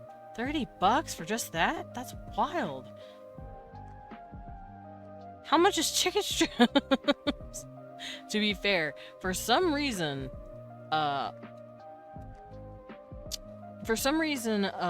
like fast food places and food places like that, they're real wild expensive for no reason. Like $20. That's weird. Me and Leon get like a full ass 2 meals together for like $25 at like a place we have. And it's not technically a fast food place. It's a place you go in and eat. It's really good. It's the brand, not the materials. Yeah, it's dumb. Fuck brand cost, yeah. They need to remember their fucking place. I've said this before about, like, McDonald's and shit, but, like, fast food joints need to remember their goddamn roots. They are not there to make people spend $30 fucking on 2 food items. They're there to provide a quick, greasy meal that people can just grab for $5 and fuck off. They're fast food, not 5-star restaurant. Exactly. I don't know where the fuck these fast food joints, like, get off thinking they can, like, charge that much. That's why we don't go there. We don't touch those anymore. I don't give a single unless they're having some sort of deal. And then I buy the deal meal or whatever. Like, I have refused to spend more than, like, $8 or $9 on a goddamn meal in a fast food joint. Like, $5 is almost pushing it sometimes. For myself, personally. Even fast food joints can get Michelin stars if their food quality is good for what it is supposed to be. Yeah, but I ain't here to know Dairy Queen having a Michelin star. I ain't here to know McDonald's getting a Michelin star. And even if they do, fuck them, they shouldn't be raising their prices to such an absurd degree. It's more expensive than a dish at the fancy inn here. Yeah, like at that point, just go to the fucking sit-in restaurant. Like, I don't get fast food joints. I agree that fast food should be more aware of their demographic. They definitely should. McDonald's is a $5 meal for fries, nuggets, and a burger and a drink. That's what it's supposed to be.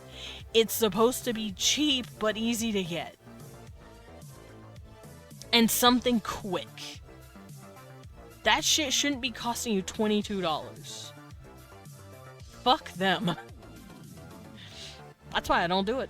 I either eat at home most of the time, or, well, you should be eating at home more often than not anyway. Cooking food is good for you.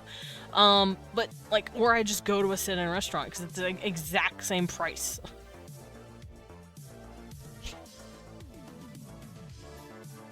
Anyway, how are you guys doing?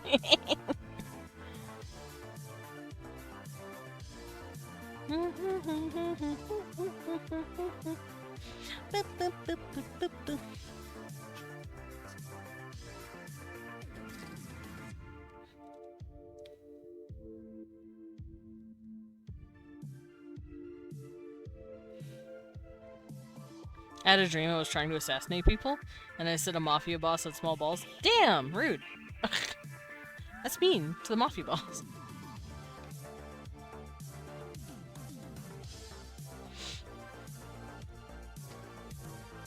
Okay.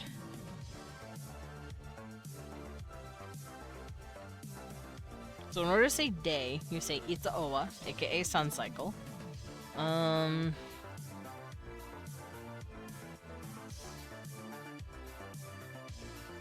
When the bomb switch didn't work, he just went, meh. Meh. Eh. Also, this is a little loud. I'm gonna turn it down, just for my own brain. It's a tiny bit loud for me. There we go.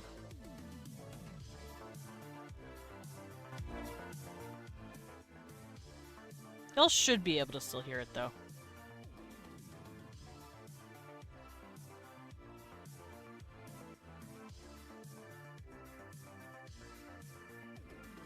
Dreamt I had a glass of rum and coke in my hand.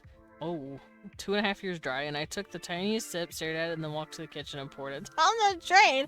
Damn. Y'all are ruthless in your dreams.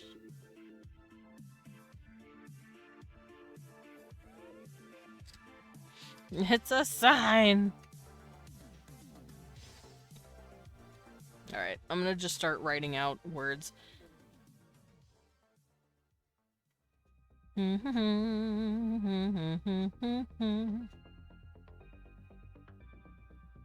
could have the days being elements. 8 elements of some sort. Hi, Astrid. Welcome in. Seems a bit proud of myself for that.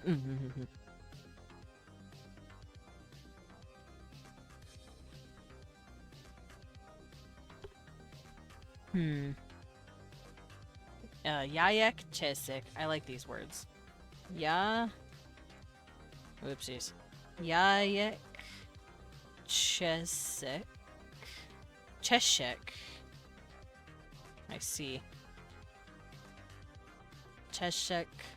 Chodek. Achan. Gok. Tsanok. I'll say Tamok, maybe? Tamek. Owanek? Owa. I have Owa already. Chen Owan. Itza Owan. Maybe Owan? Like that? Owan? Because I just saw Owan. Kikan. Kikan's a good word. Kikan. I like that word. Etzok. Tsok is a good word. Tsego is a good word. Don't mind me, I'm just looking at stuff. Solo. Tema. Solo. Mate, I couldn't quit harder if I tried. I don't even use wine and cooking. Fair. You're also working on world building. Nice. Welcome into the world building day. I'm just writing out and coming up with little words based on my generator that I'm looking at.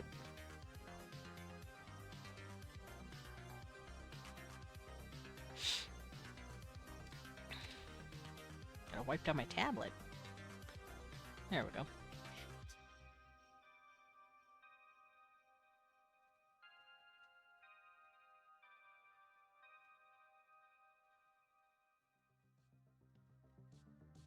I'm mainly trying to think of Quinn's family and like their history because I've decided they're actually going to be important to the plot. Nice!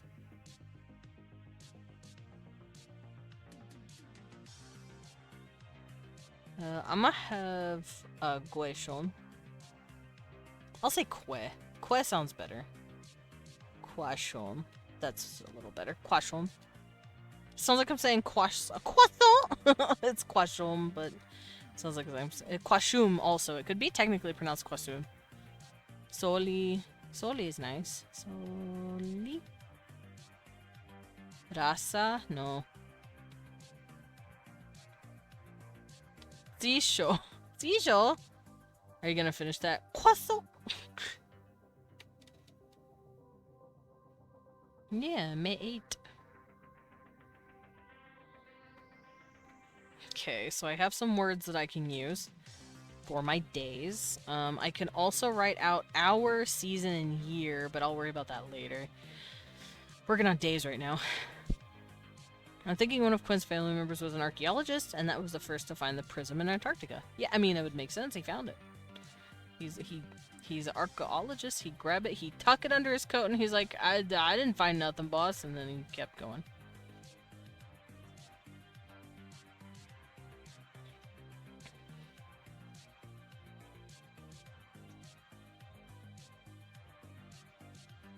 Don't mind me, I'm just dancing to myself while I look at these words.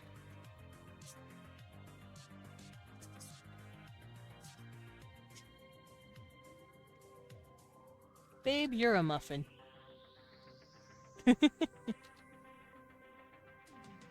Tachok is also a nice name.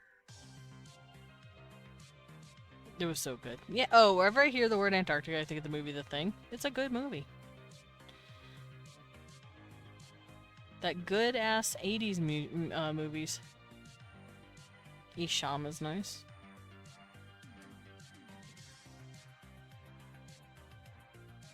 I might remove my nasals so that I can have a few words that don't have endings.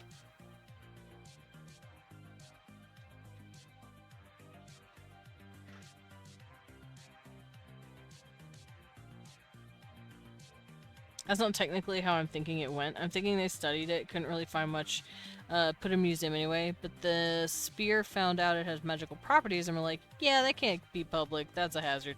Brought it from the museum and that's where it is the start of the story. Oh, okay, cool. It's the MacGuffin of the story, it's the inciting incident.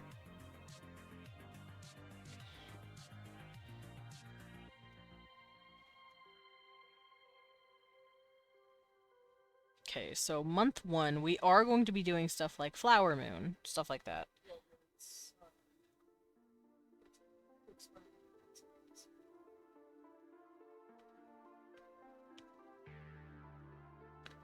Let's see. When does the beginning of the month start?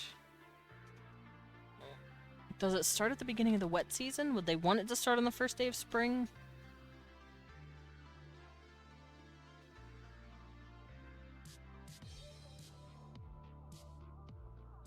Because our year starts in the middle of winter, pretty much. I think their year can start at the spring, start at the wet season. So month 1 is when wet seasons start. How many months in a year? Let me go grab my calculator again. 10 divided by 4. Woo! Nope, that's not what I wanted. Where's my calculator? Calculator! It's not letting me scroll? Hello? That was weird. Whatever. It's a magical artifact that is said to be able to grant wishes similar to a genie, but can also be used to trap entities. People made it... Lightbringers need a prison for some reason. Still figuring that out. Let's see. 10 divided by 4. 2.5. So 2.5 months takes up the thing. So 2.5 months.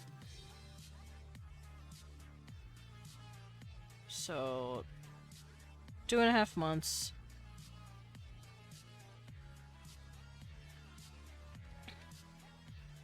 And I want this to be the first day of spring. So these months will probably be considered transitionary months. 3. So this is a transitionary month. So month 2, half. 1, 2. This will be the start of a new season. And then this will be a transitionary month again. Kind of reminds me of the Ice Crown from Adventure Time. Makes the user crazy and its primordial form grants wishes. I love how my world guessing that said primordial soup. Primordial soup. Lightbringers were an ancient civ of mages around the same time as the Egyptians. They had the same ability as Quinn, which is able to manipulate light. Peaceful civilization, but still need to protect themselves, so they found ways to fight using light. And the prism fits into that somehow. You got this, though. You'll figure it out. Maybe the prism has something to do with light, because it is called a prism. Prism reflect light.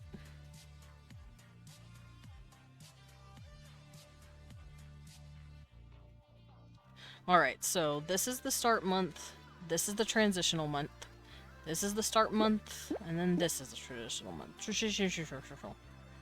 you for the peppers. Creature. And then they... Well, actually, no. They don't have any extra days that they have to tack on like we do. Interesting.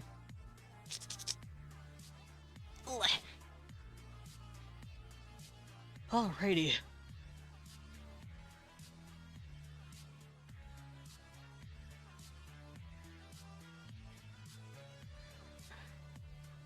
Me EP, so me not stay long. How's everyone? I'm good. Welcome in, Blue Wolf. How you doing?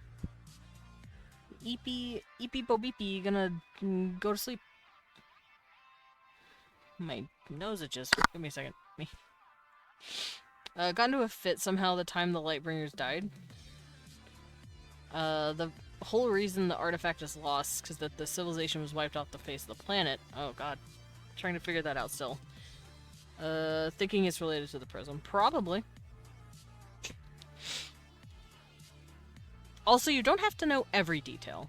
Fun fact. You don't have to world build... What are we up to? Something something language? Yeah, something something language, something something vocabulary words. But you can have, like, oh, something happened, but we don't know what. If your NPCs or your characters... Not NPCs. If your characters in your story doesn't know what happened, you don't have to worry about it. You don't have to write it out. It'll come to you when it comes to you, when it's necessary for the story. Just know that there probably was something that happened regarding the prism, and then work up from that. Name, place, info, backstory, stuff, blah, blah, blah. Yeah. I don't know where the belt to my robe is, so I need to use a leather one. You're fine. A robe. Fancy robe.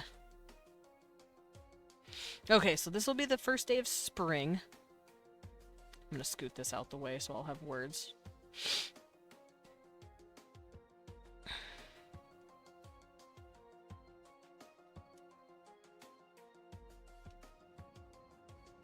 And spring is the beginning of the wet season. So they could call it the river moon, because the river's thick as hell. Makes me look snatched as fuck. I hope when I do get to play the SCP TTRPG that it goes well. Nice. I didn't know there was one. Nice.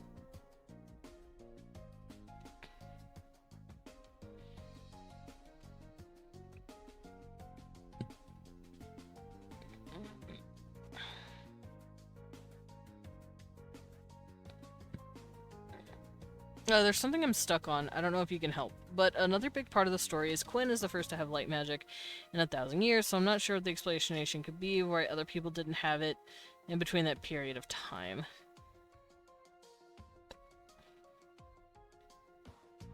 I don't know how that would work. Because I don't know how your light powers manifest. Is it through some sort of pressure? Is it through souls? Like what your soul is? Is it through lineage?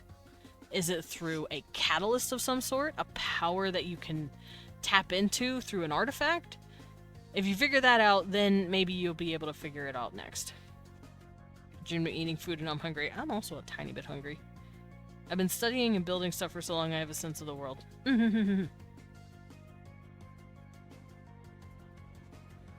Dude, I kind of want chicken nuggets here in a bit. I might make chicken nuggets at some point. I don't know if we have any left. I have to check.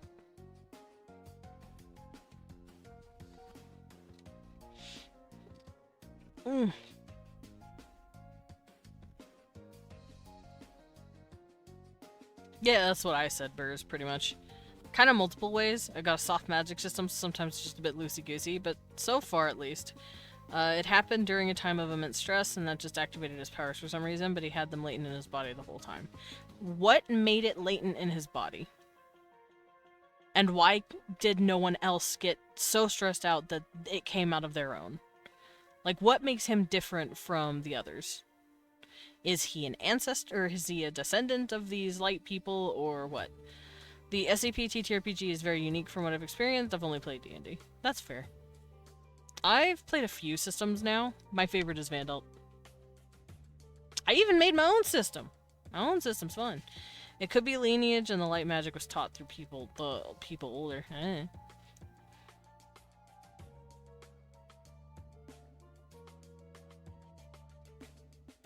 It could be bestowed like divine intervention.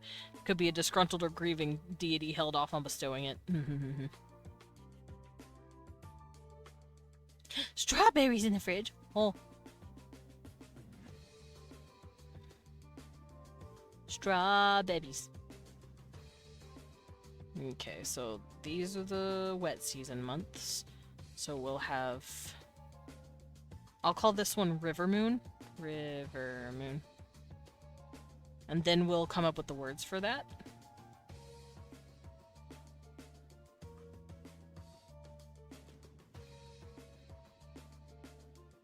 I'm trying to make it a little more spaced out so I can do this.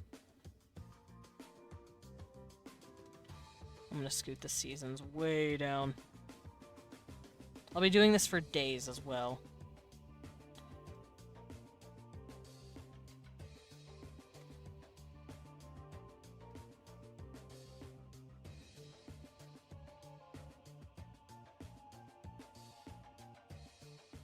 Okay, so month 2 will be called the River Moon because it is a wet season.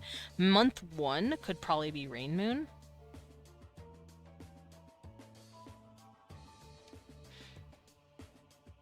Thinking if you go way back, he has ancestors that were part of it, but no one knows that because they got wiped off the face of the planet. So being a magic user, you either need a magic item if you're a normal human, or if you're a magi, you're born with it because of your ancestors had them at some point. So then, what stopped his ancestors, the ones in between him and the light civilization, from just not activating the power? Spears and organization. It's the shorthand. Sorry if that was confusing. No, you're good.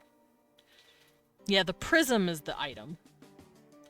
I like the fact in the guide to character creation, one section of abilities is you can just metagamer abilities. Just a bunch of overpowered stuff for people who are Lin maxing? I don't know what Lin maxing is. Ah. See, I don't do meta builds. I just make a character based on the funny little guy I have in my head. After that, it's just whatever.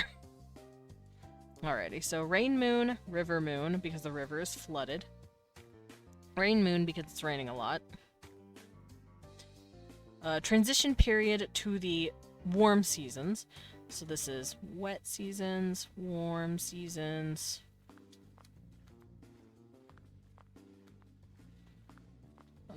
Hunt season and cold season. I'm gonna put those next to it so I can remind myself.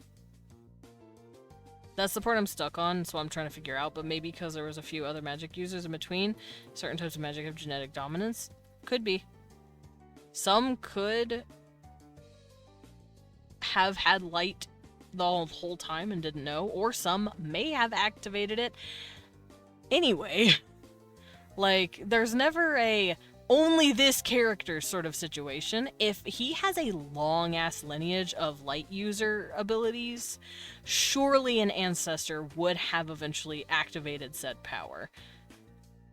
Maybe they're just not talked about or have been forgotten, but nothing ever truly dies. It just goes quiet.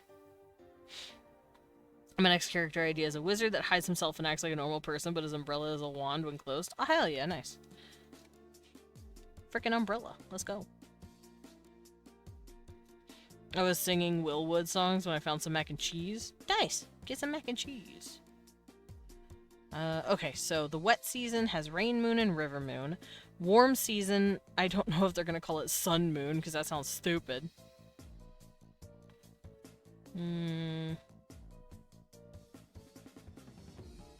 Could be... I was gonna say stone moon, because stones are warm in the summer. But I don't know. Could be mountain moon, because mountains are reaching... mountains touch the sun more. I don't know, I'm thinking about it.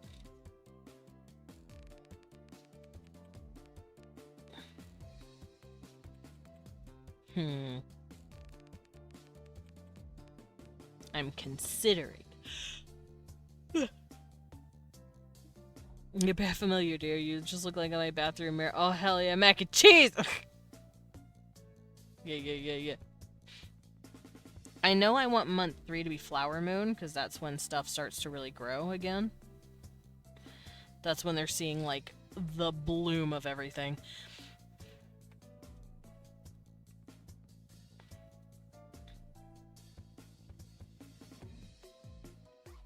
So, warm season.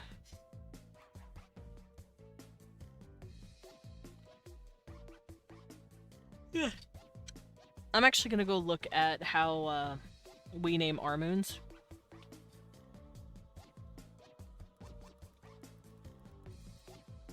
Cause, fun fact, Wiccans have moon phases as well. And they call them by months.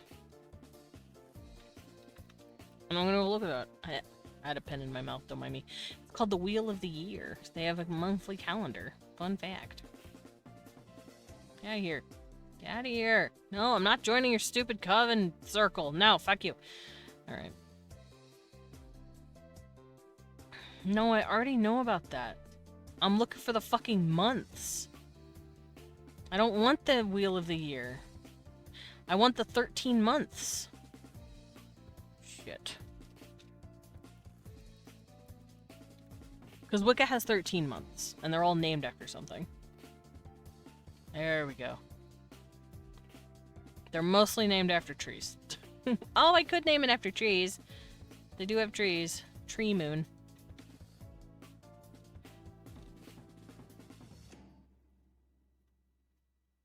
I could call it a tree moon and mountain stone moon.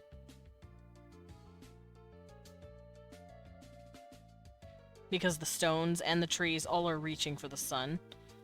What else? I'm not gonna name them after specific trees like these guys do.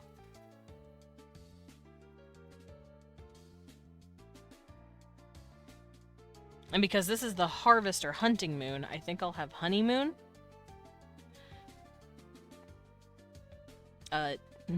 What animal?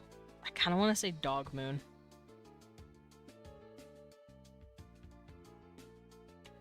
But I don't know. They don't hunt dogs. They hunt, like... Because when I say dog, I don't think they have mammals that they hang out with a lot. What's an interesting idea? I'm curious. Let's rotate this as well.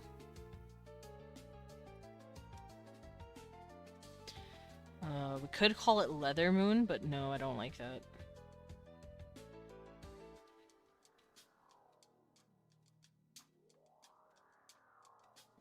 The middle month of the cold is gonna just be called the, Ice Moon. Basically, Snow Moon. I like Snow Moon better. Because it's when it starts getting cold and things start getting icy. But it doesn't, like, effectively snow, it's just, like, frost. Frost Moon's probably better, huh? Because snow, frost, ice, to them it means the same thing. They don't really have a distinction between it. Because they don't have heavy snow, they don't have water that freezes, like, really hard. A civilization that names the moon at which crops grow because that's what they're focused on. Yeah! That's what you do. Oh, you're right, crops. What would be... They don't really grow wheat. They don't have wheat in their area. Let me go look at Mesoamerican foods.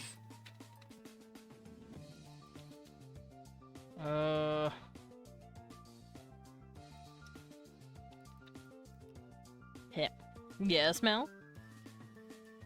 You rang? Slightly. I'm trying to figure out domesticated plants that are in Mesoamerica. Because I know they would be using maize. They would be using corn. It could be called the Corn Moon.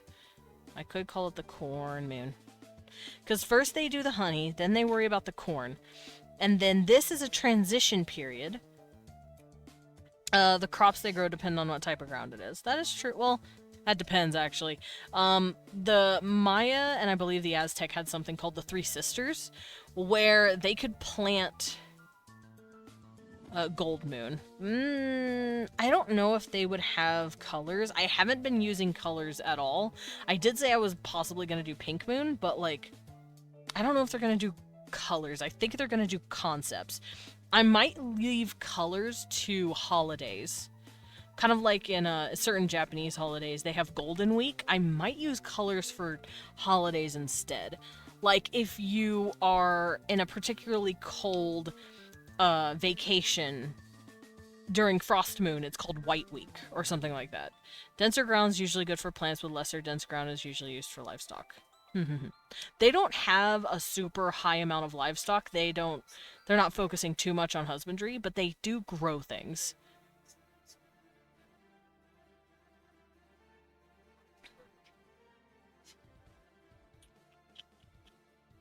Yeah.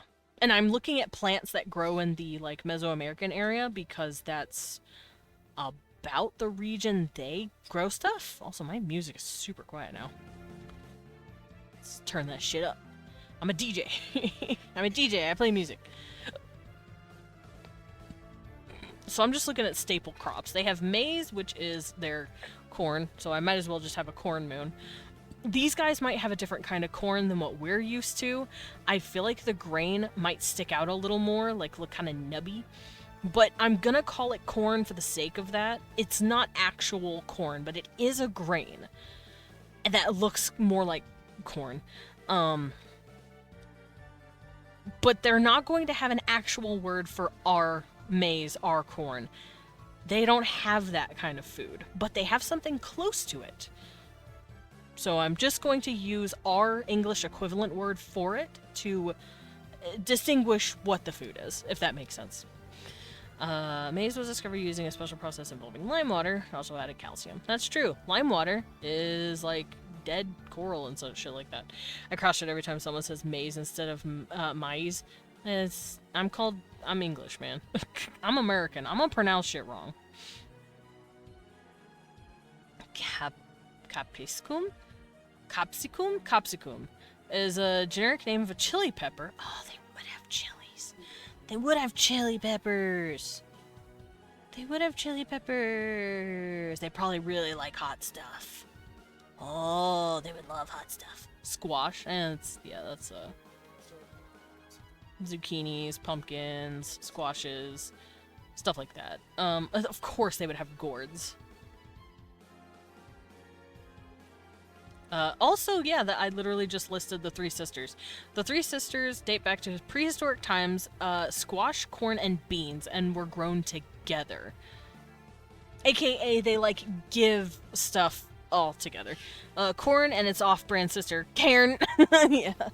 Hot stuff liking friend. How are you? Hi, Pinguino. Welcome in. I'm good. I'm going over food that was grown and domesticated by pre-Columbian Mesoamerican people, because that's the same climate and region of my fictional race's planet. They're roughly in that region of their world. So I've been looking at that kind of food. What could grow there? Oh, there I go. There I go. Oh boy, there I go, spinning again. Hi, Salem. Dude, cassava? Oh, it's tapioca. That makes sense.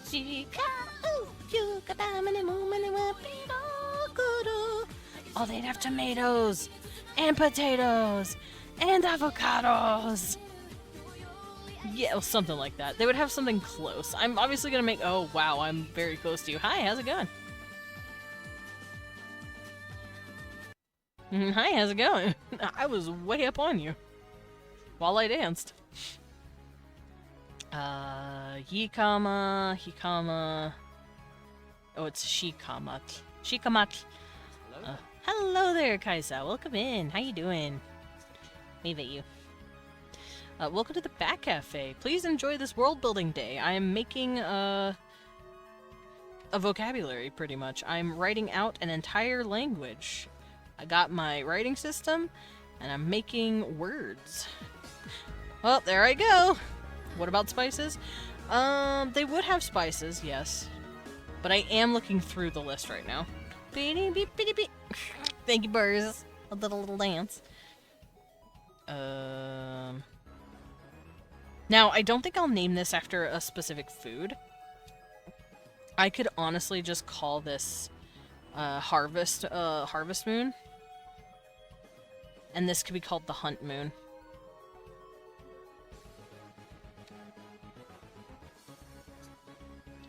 So after that, we have Frost Moon, and then... Well, actually, Frost Moon, I feel like, would be somewhat in the middle. Water. Thank you for the water. What would I want to call this?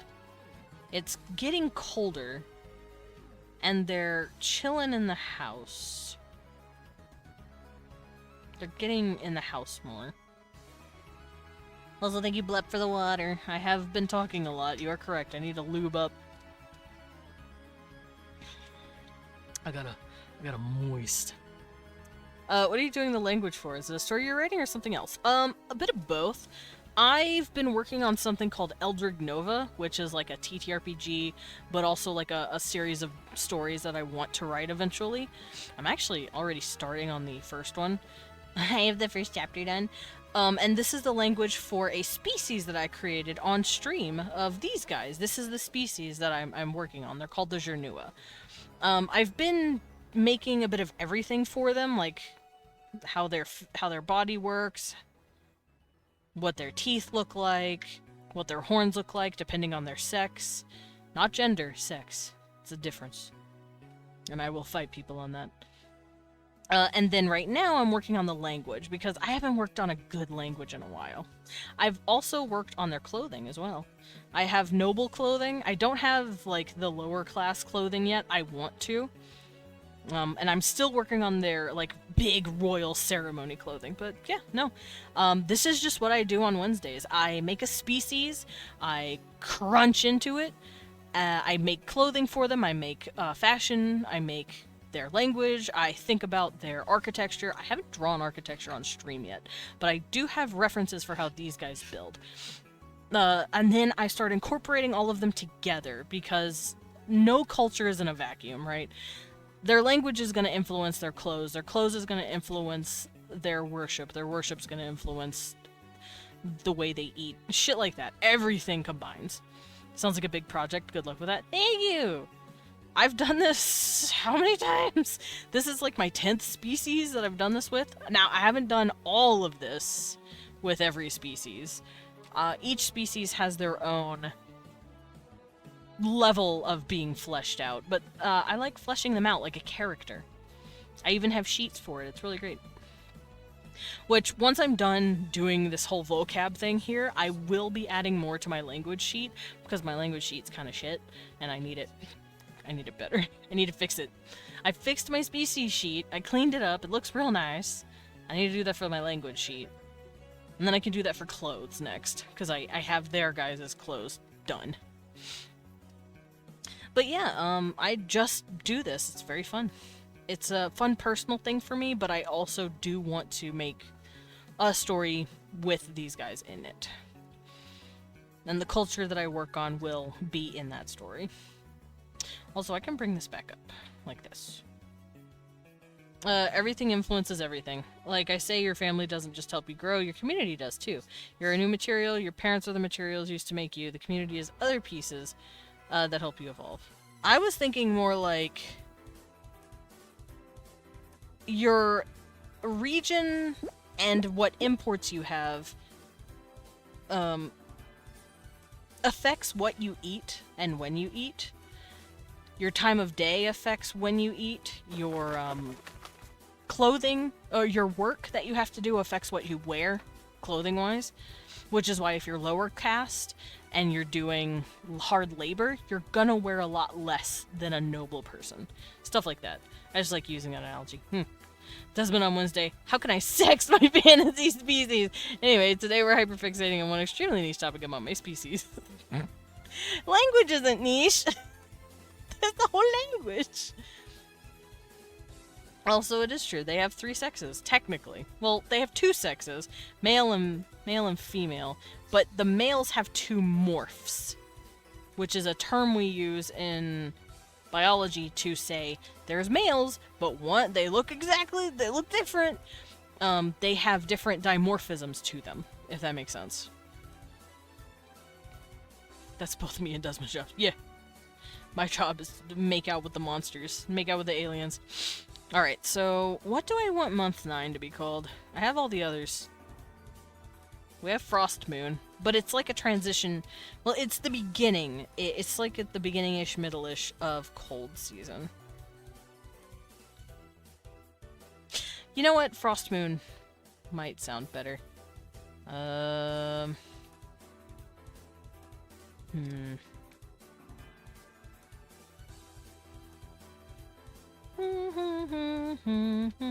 could actually close out some of these because I don't need them.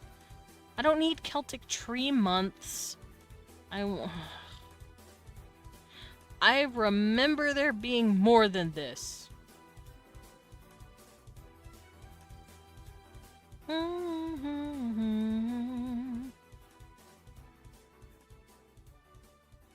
I don't know if they would have any plants that are evergreen in their area. I don't know. The region would have it. I don't think they would. Trying to get started with my writing for tonight. Not motivated to do that, but just want to get writing. Just hard to start tonight. Yeah, I can feel that. Sometimes it's just like, wow, I cannot get up to do it. But, it does help if you sit there and brain rot on it for a while. That's what I do. Language is not, but 1 hour and a half on the pronunciation of the 22nd letter of their alphabet kind of is. I don't do that, do I? I just like making sure my pronunciations stick. Right now I'm looking through and trying to figure out what I want the 10th month to be called. It's basically going to be their December. Well, it would technically be more like their February, right? Because March is like our spring month. March would be their first month because they start monster fucking or hyperfixating. Both. Month 1 is Rain Moon. It's their March pretty much because it's the beginning of spring. Month 2 is River Moon because the river's full. Month 3 is Flower Moon because everything's blooming. Month 4 is Tree Moon because the trees are basically all woken up now. And they've started absorbing the sunlight because it's really warm. There's Stone Moon because the stones are even getting warmer. Month 6 is Honeymoon because it's starting to become harvesting. Month 7 is Harvest Moon. Month 8 is Hunting Moon. Month 9 is Frost Moon. Maybe month 10 could be like hiding in my house moon. Because it's cold. Because you're not doing shit. could literally call it house moon. I'm so tempted to call it house moon. Or home moon or something like that. Hiding moon. Something. Desmond, you get 1 macaroni. Oh, thanks! 1 whole macaroni just for me. Keep saying frost moon, I want to explode because Genshin literally has a 3-moon system. The iridescent moon, eternal moon, and the frost moon. Each the core of power and a body of moon goddess that watch over the ancient world of Teyvat. Anyway, I don't know shit about Genshin Impact. Idina Menzel moon. What the fuck?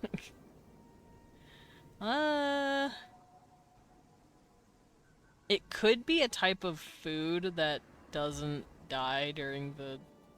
Maybe dark moon if winters are dark like they are. Possibly. Because they are dark. They do have a winter solstice. They get like 5 hours of daylight. But the moon itself isn't dark. And it doesn't reflect on what they're doing or what's happening. Because frost moon is technically when the solstice happens.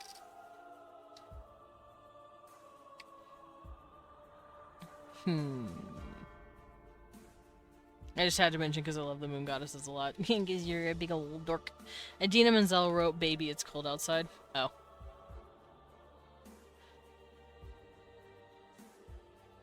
Isn't Idina Menzel the lady who got really popular from Wicked and then went on to be Elsa? Am I thinking of the right person? Is there an Emperor, Empress, don't know the gender-neutral version, please answer here, that fucks up numbering of the month like ours? Please have them die by 23 stab wounds! No, Penguin, I'm not gonna... Julius Caesar can stay where he is. He can stay over there. No. I am not making a month for Julius Caesar. All this moon talk makes me think of the alt-universe versions of you and Leon. Yeah, where he was the moon and I was the sun. I've been thinking about a story around the concept, but I need to try completing the others first. You got this, I believe in you. Al dente. Oh, it's al dente? I'm gonna put mine in the microwave for a few more minutes. That'd be an insult.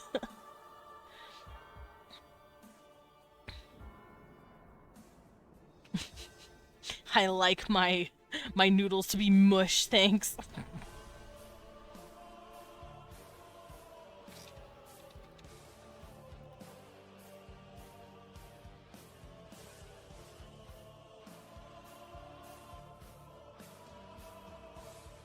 Yeah, I had my pen in my mouth.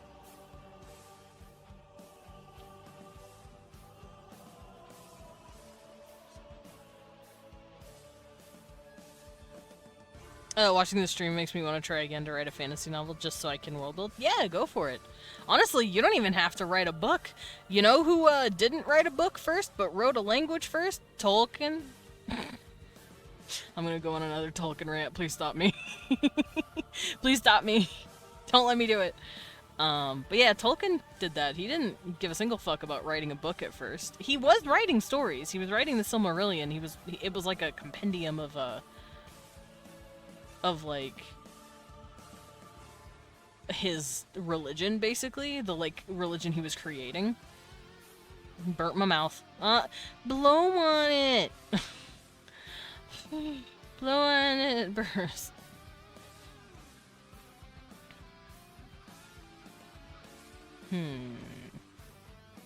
That's what he said. No. No. Goggle eyes? What does that mean? Sorry, I'm reading about the Mayan gods and goddesses to see if I can like figure out what I want to do here.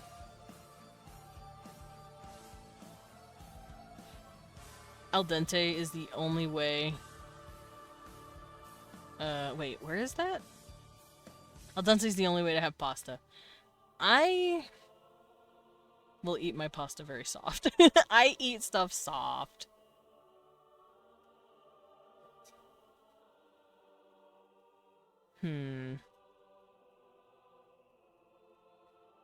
I'm just trying to figure out what I would call this. Because it's like a, I guess, burrow moon, maybe? Because they're all hiding. They would stay in their homes. They're cold little they're lizard people. They want to stay in the house and the maybe it could be Hearth. Hearth Moon. This is why sometimes I need to just chat with myself for like 10 minutes. Hearth Moon. There we go. My handwriting's actually good this time. Gotta gum your food. I know! I don't have to gum my food, but if I can just like suck it all down and it not be like needed to be chewed, I'd be fine with that. That's how I eat my ramen. Leon hates it. He loves al dente, so whenever I make my own food and it's like super mushy, he's like, ugh, what's wrong with you? Weirdo, I know. It's fine. You eat what you like and I eat what I like. Desmond, 1 second, I need to have a meeting with me, myself, and I do. Sometimes I have to sit myself down and be like, okay, fucker. Listen here. We're coming up with words. What are you gonna call this thing? Then I'm like, I don't know. It's just the day when they're chilling in the house all day, and then I figure it out, you know. It's the same concept as like talking to a duck. Have you ever heard of the whole like talk to a rubber duck whenever you're coding? I don't know if you've heard about that.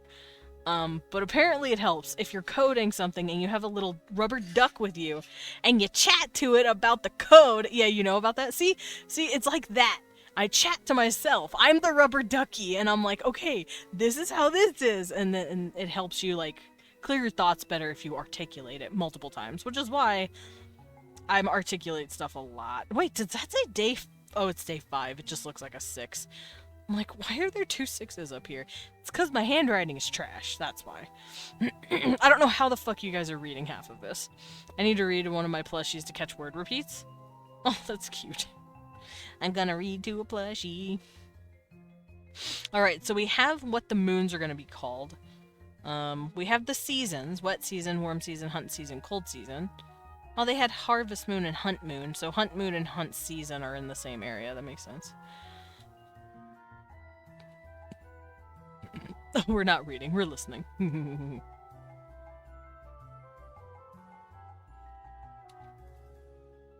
Okay, so I'm gonna do the same thing for days. I'm gonna come up with what they're called. And then we're gonna assign the words to them, if that makes sense. Sweet. Pull these down.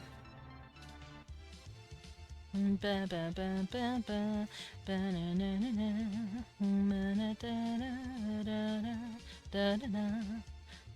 whoops, fuck, shit, okay, we're good. Don't mind me, I'm just fucking it up.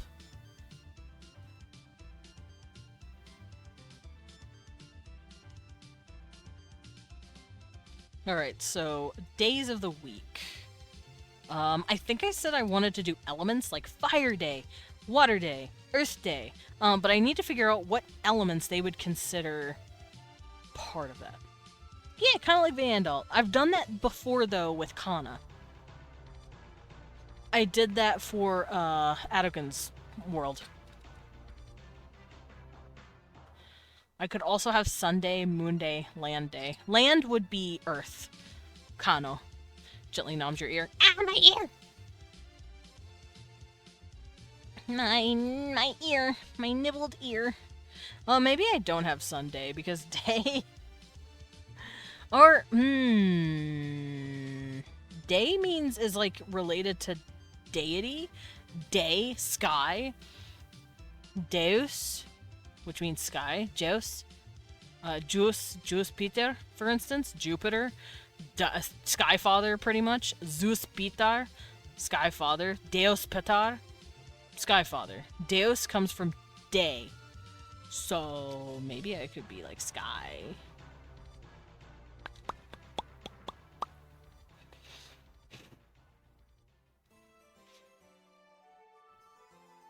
I do want their words for days to be different than just Itza Owan. Itza Owan means day. It means sun cycle. You're saying the sun is moving every day around our world. I don't want them to use Itza Owan at the end of the word. I might pick another word.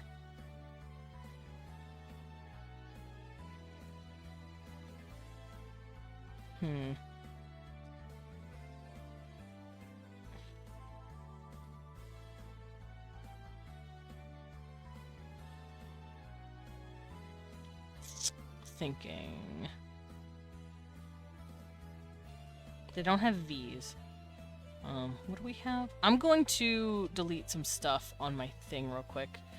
I'm just going to keep CV, CVN, and VN. CV, CVN, VN, and generate that. Or maybe in CV. Oh, wait, no. Yeah, okay. So I kept CV, CVN, and VN, which means I only have single syllables. So we're gonna fuck with these and figure out what I can call my stuff. Filter duplicates. Thank you. Maximum different words, 284. Interesting.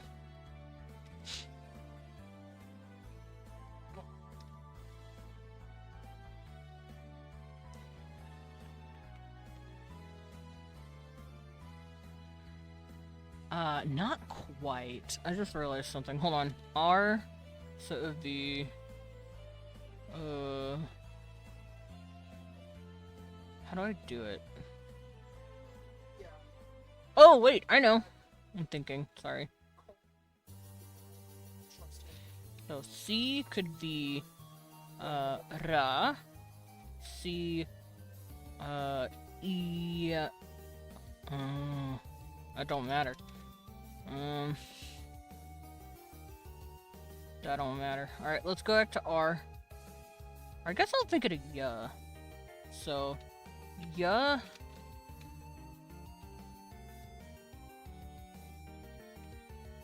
Wa.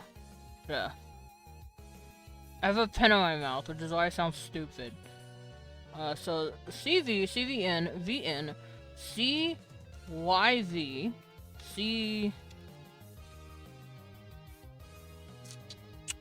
CYV. Okay. Those work. Alright, let's generate. Let's start generating these. Que, toi, que, quan, guam, schwa, shran. Shran sounds hard. Dra is better. Dran. D, svek, prak. Prak is nice. Prak. Let me regen. These look a little silly. Weak. Weak is fine. Tse, rin, gui. I like gui. Gui. I'm gonna use gui for something. Gui or gui. Trok. I like drok. Druam maybe. Dion. Diwan. Riwam.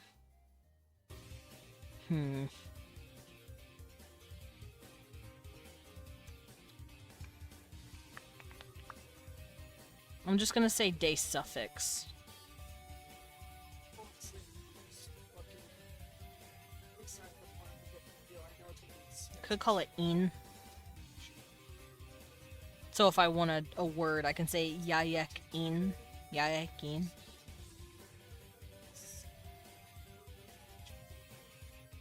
I used in for something else. Hold on. In is 2. Let's not use in.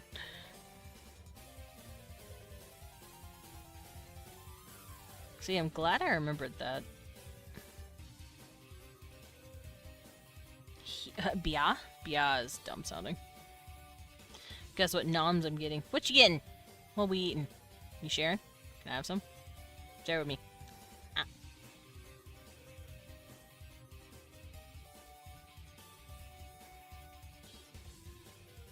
Alright, I'm gonna go stare at some Mayan words. Chicle! They can have chewing gum! Oh my god, they can have chewing gum. They can add rubber, certain rubber, to like a gum tree. They have gum trees. They have gum trees. They probably chew gum. They probably mix it with fruit, and they just nom nom nom nom nom nom nom. W. Yeah. That's really cool. They would also have some form of chocolate and vanilla, but I'm trying to figure out how they would do that. I also want something called a pudding fruit. I want them to have a pudding fruit. It's like a pulpy pudding, like it's a mushy chocolate mousse pudding almost that's inside a fucking fruit. That sounds delicious. I want them to have that. I learned about that recently.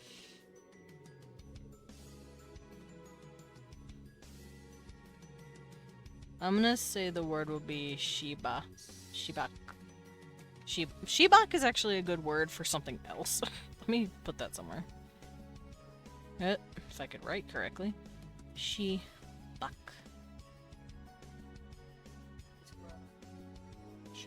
Means small. Small day. She means small, I think. I'm gonna put that down somewhere. She. Small. That doesn't mean Shibak means small something, but it does sound like small something. I love underripe pears and citrus fruits. Oh. Actually, let me go look at my... Sorry, there was a fly. Hold on. Get out of here. Get out of here. I smacked him on his little bug ass. Cecil, do your job. Get the bug. Where are you? He's not here. I'm gonna have to do his job for him. No one got to see me get attacked by a fly.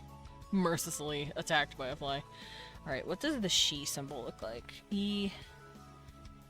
Let's see, she. It's a snake! So, she can mean snake-like, but it can also mean small. And I find that cute. Ah, my ear. Could be she. She.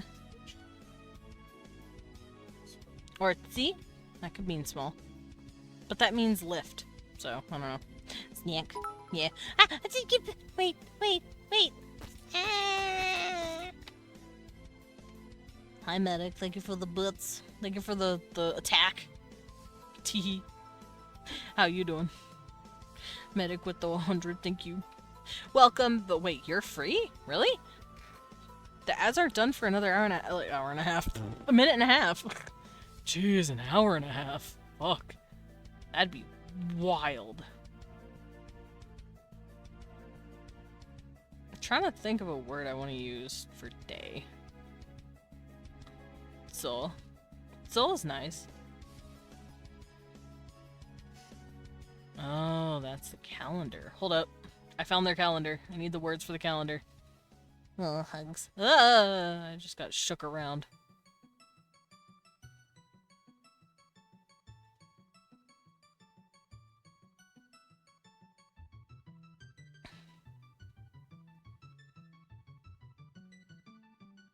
Okay.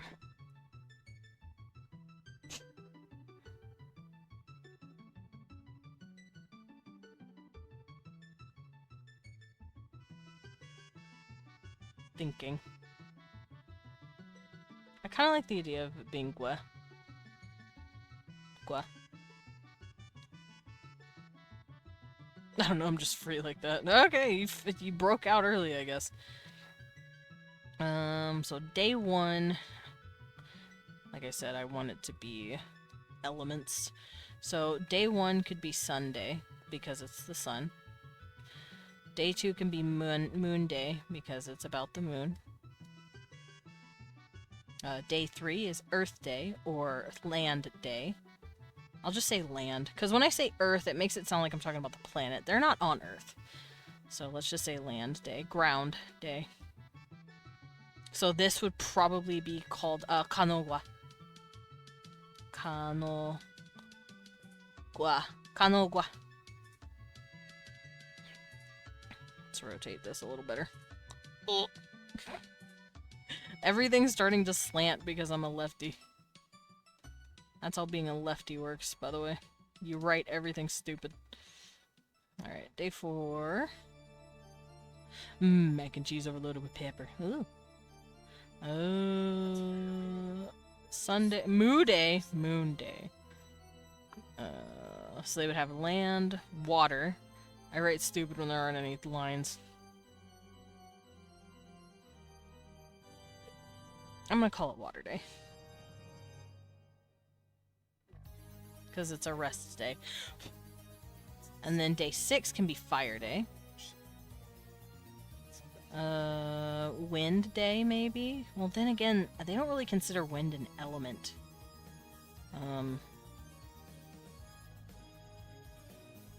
They would definitely consider metal an element. So, Metal Day. Yeah, wind isn't really an element to them. Probably, oh, I guess Land Day would be Stone Day, huh?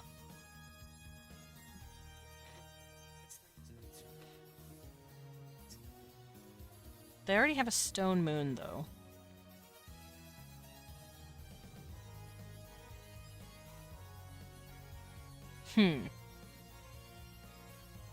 That's fine. Some words can overlap. Land would also accompany metal, no? Yeah, that's why I'm just changing it to stone. I don't remember the word for stone. Weetzi, I think. Weetzi is the word for a stone, but if we want it smaller, we would say Wishi. Small stone. What if Metal Day celebrated invention of metal tools? Days don't celebrate anything. They're just days of the week.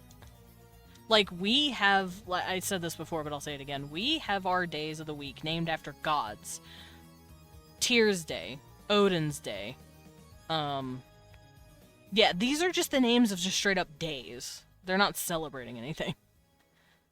Metal Day. And these are elements that they're associating with each day. Moon Day. Yeah, Moon Day. You have Sunday, Moon Day, Saturn's Day, Tyr's Day, Odin's Day, Thor's Day, Freya's Day. Well, it's Anglo-Saxon versions of the Norse gods. Hi, baby. Tiyu, Woden, Thor, Frigg, Saturn, Sun, Moon. That's literally the days of the week. Hi, you. I have a little kid. I have a little baby. Are you a baby? You a baby. I have a little baby. Alright, so we have water, stone, fire, metal. Like I said, I don't think they would consider wind to be an element. Because I have to think about it through their, like, cultural lens here. Maybe tree? Tree Day? They already have a tree month, though, just like here. But I know they would consider bark or nature. Wood. I'm gonna call it wood. Different from tree. Wood Day, aka Wednesday.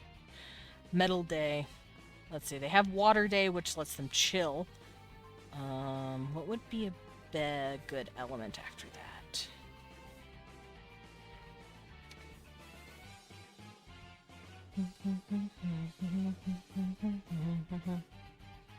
I also noticed a little theme I accidentally did. This stuff seems more cool. This storm seems more hot.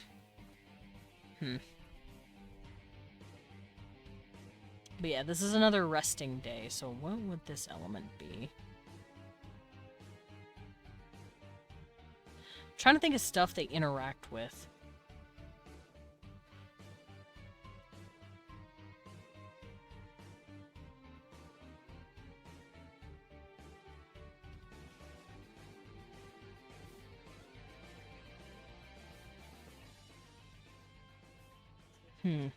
I think, since I'm thinking about it, I feel like they would consider animals something like them, something living and can walk, and they would consider plants different from that.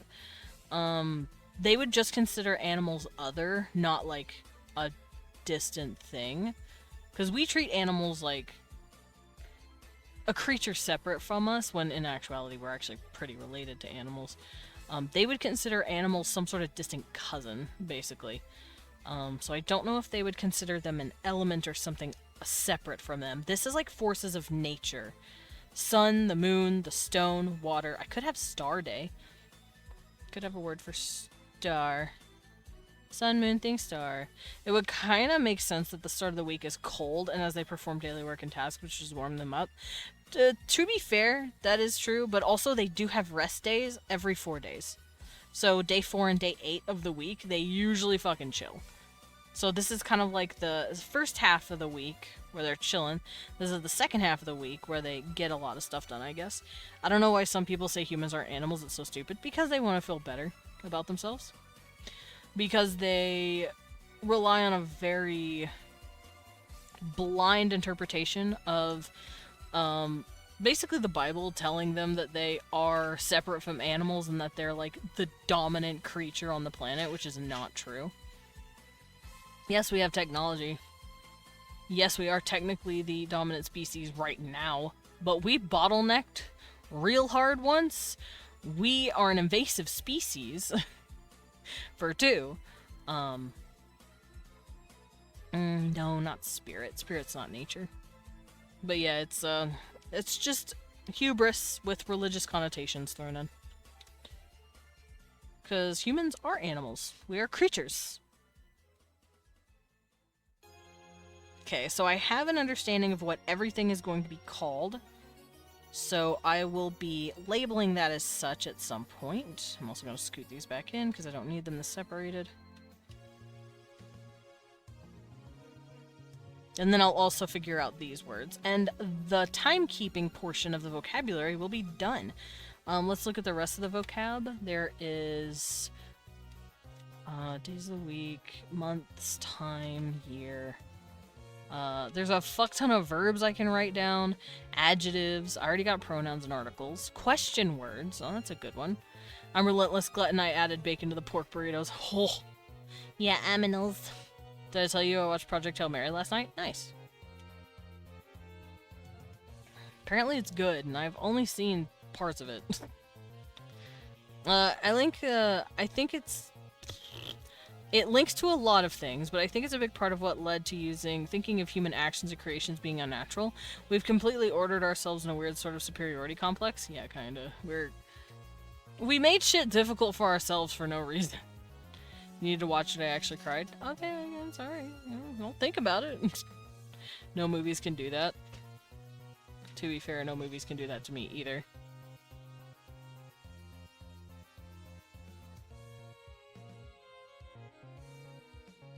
Oh, alright.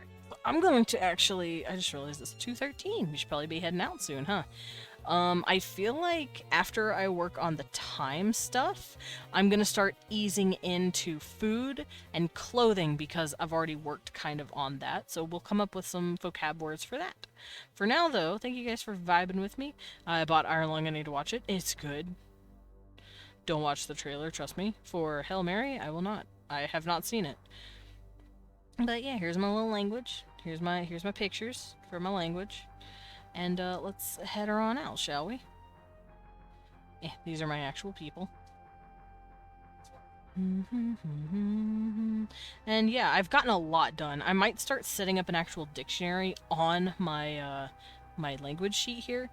Back to the depths I go. You're fine. So we have pronouns so far. We have articles, numbers, which we finished working on. They sound pretty nice. And then I'll finish working on timekeeping. I had to really think about timekeeping because I can't just translate, oh, January is this, February is this. They're not on Earth. They're a completely different culture, completely different planet, completely different days. They would work differently.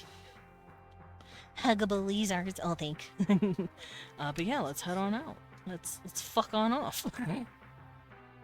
Let's find someone to drop in on. Let's elbow drop someone. Who we elbow dropping, boys?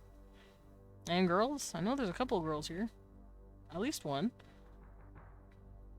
I'll close my eyes and pretend that I know what I'm doing. I could drop on a Woody. Let's drop on Woody. I haven't dropped on Woody in a while. Woody! They're, it looks like they're making... rigging? I think they're rigging, so... Let's go watch. What the hell? It's not letting me paste it? The fuck? There we go. Alrighty, grab your rating messages. The first one is if you have my emotes. The second is if you do not. There we go. And I will see you guys later.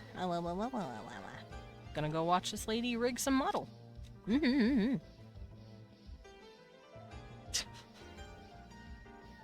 You're fine, Bells. She's doing something or another. I don't know what. But yeah, she's doing, I think, a commission? I don't know. Anyway, see you guys tomorrow. We're gonna do more art fight. We're gonna do more art fight. Who's Bells? What? I don't know. I said Burrs. Oh. Someone tried to permaban themselves. Fart fight? Yeah, fartite. I will swing in on whoever attacked me. Granted, I want to do my own personal attacks. I got revenge attacked.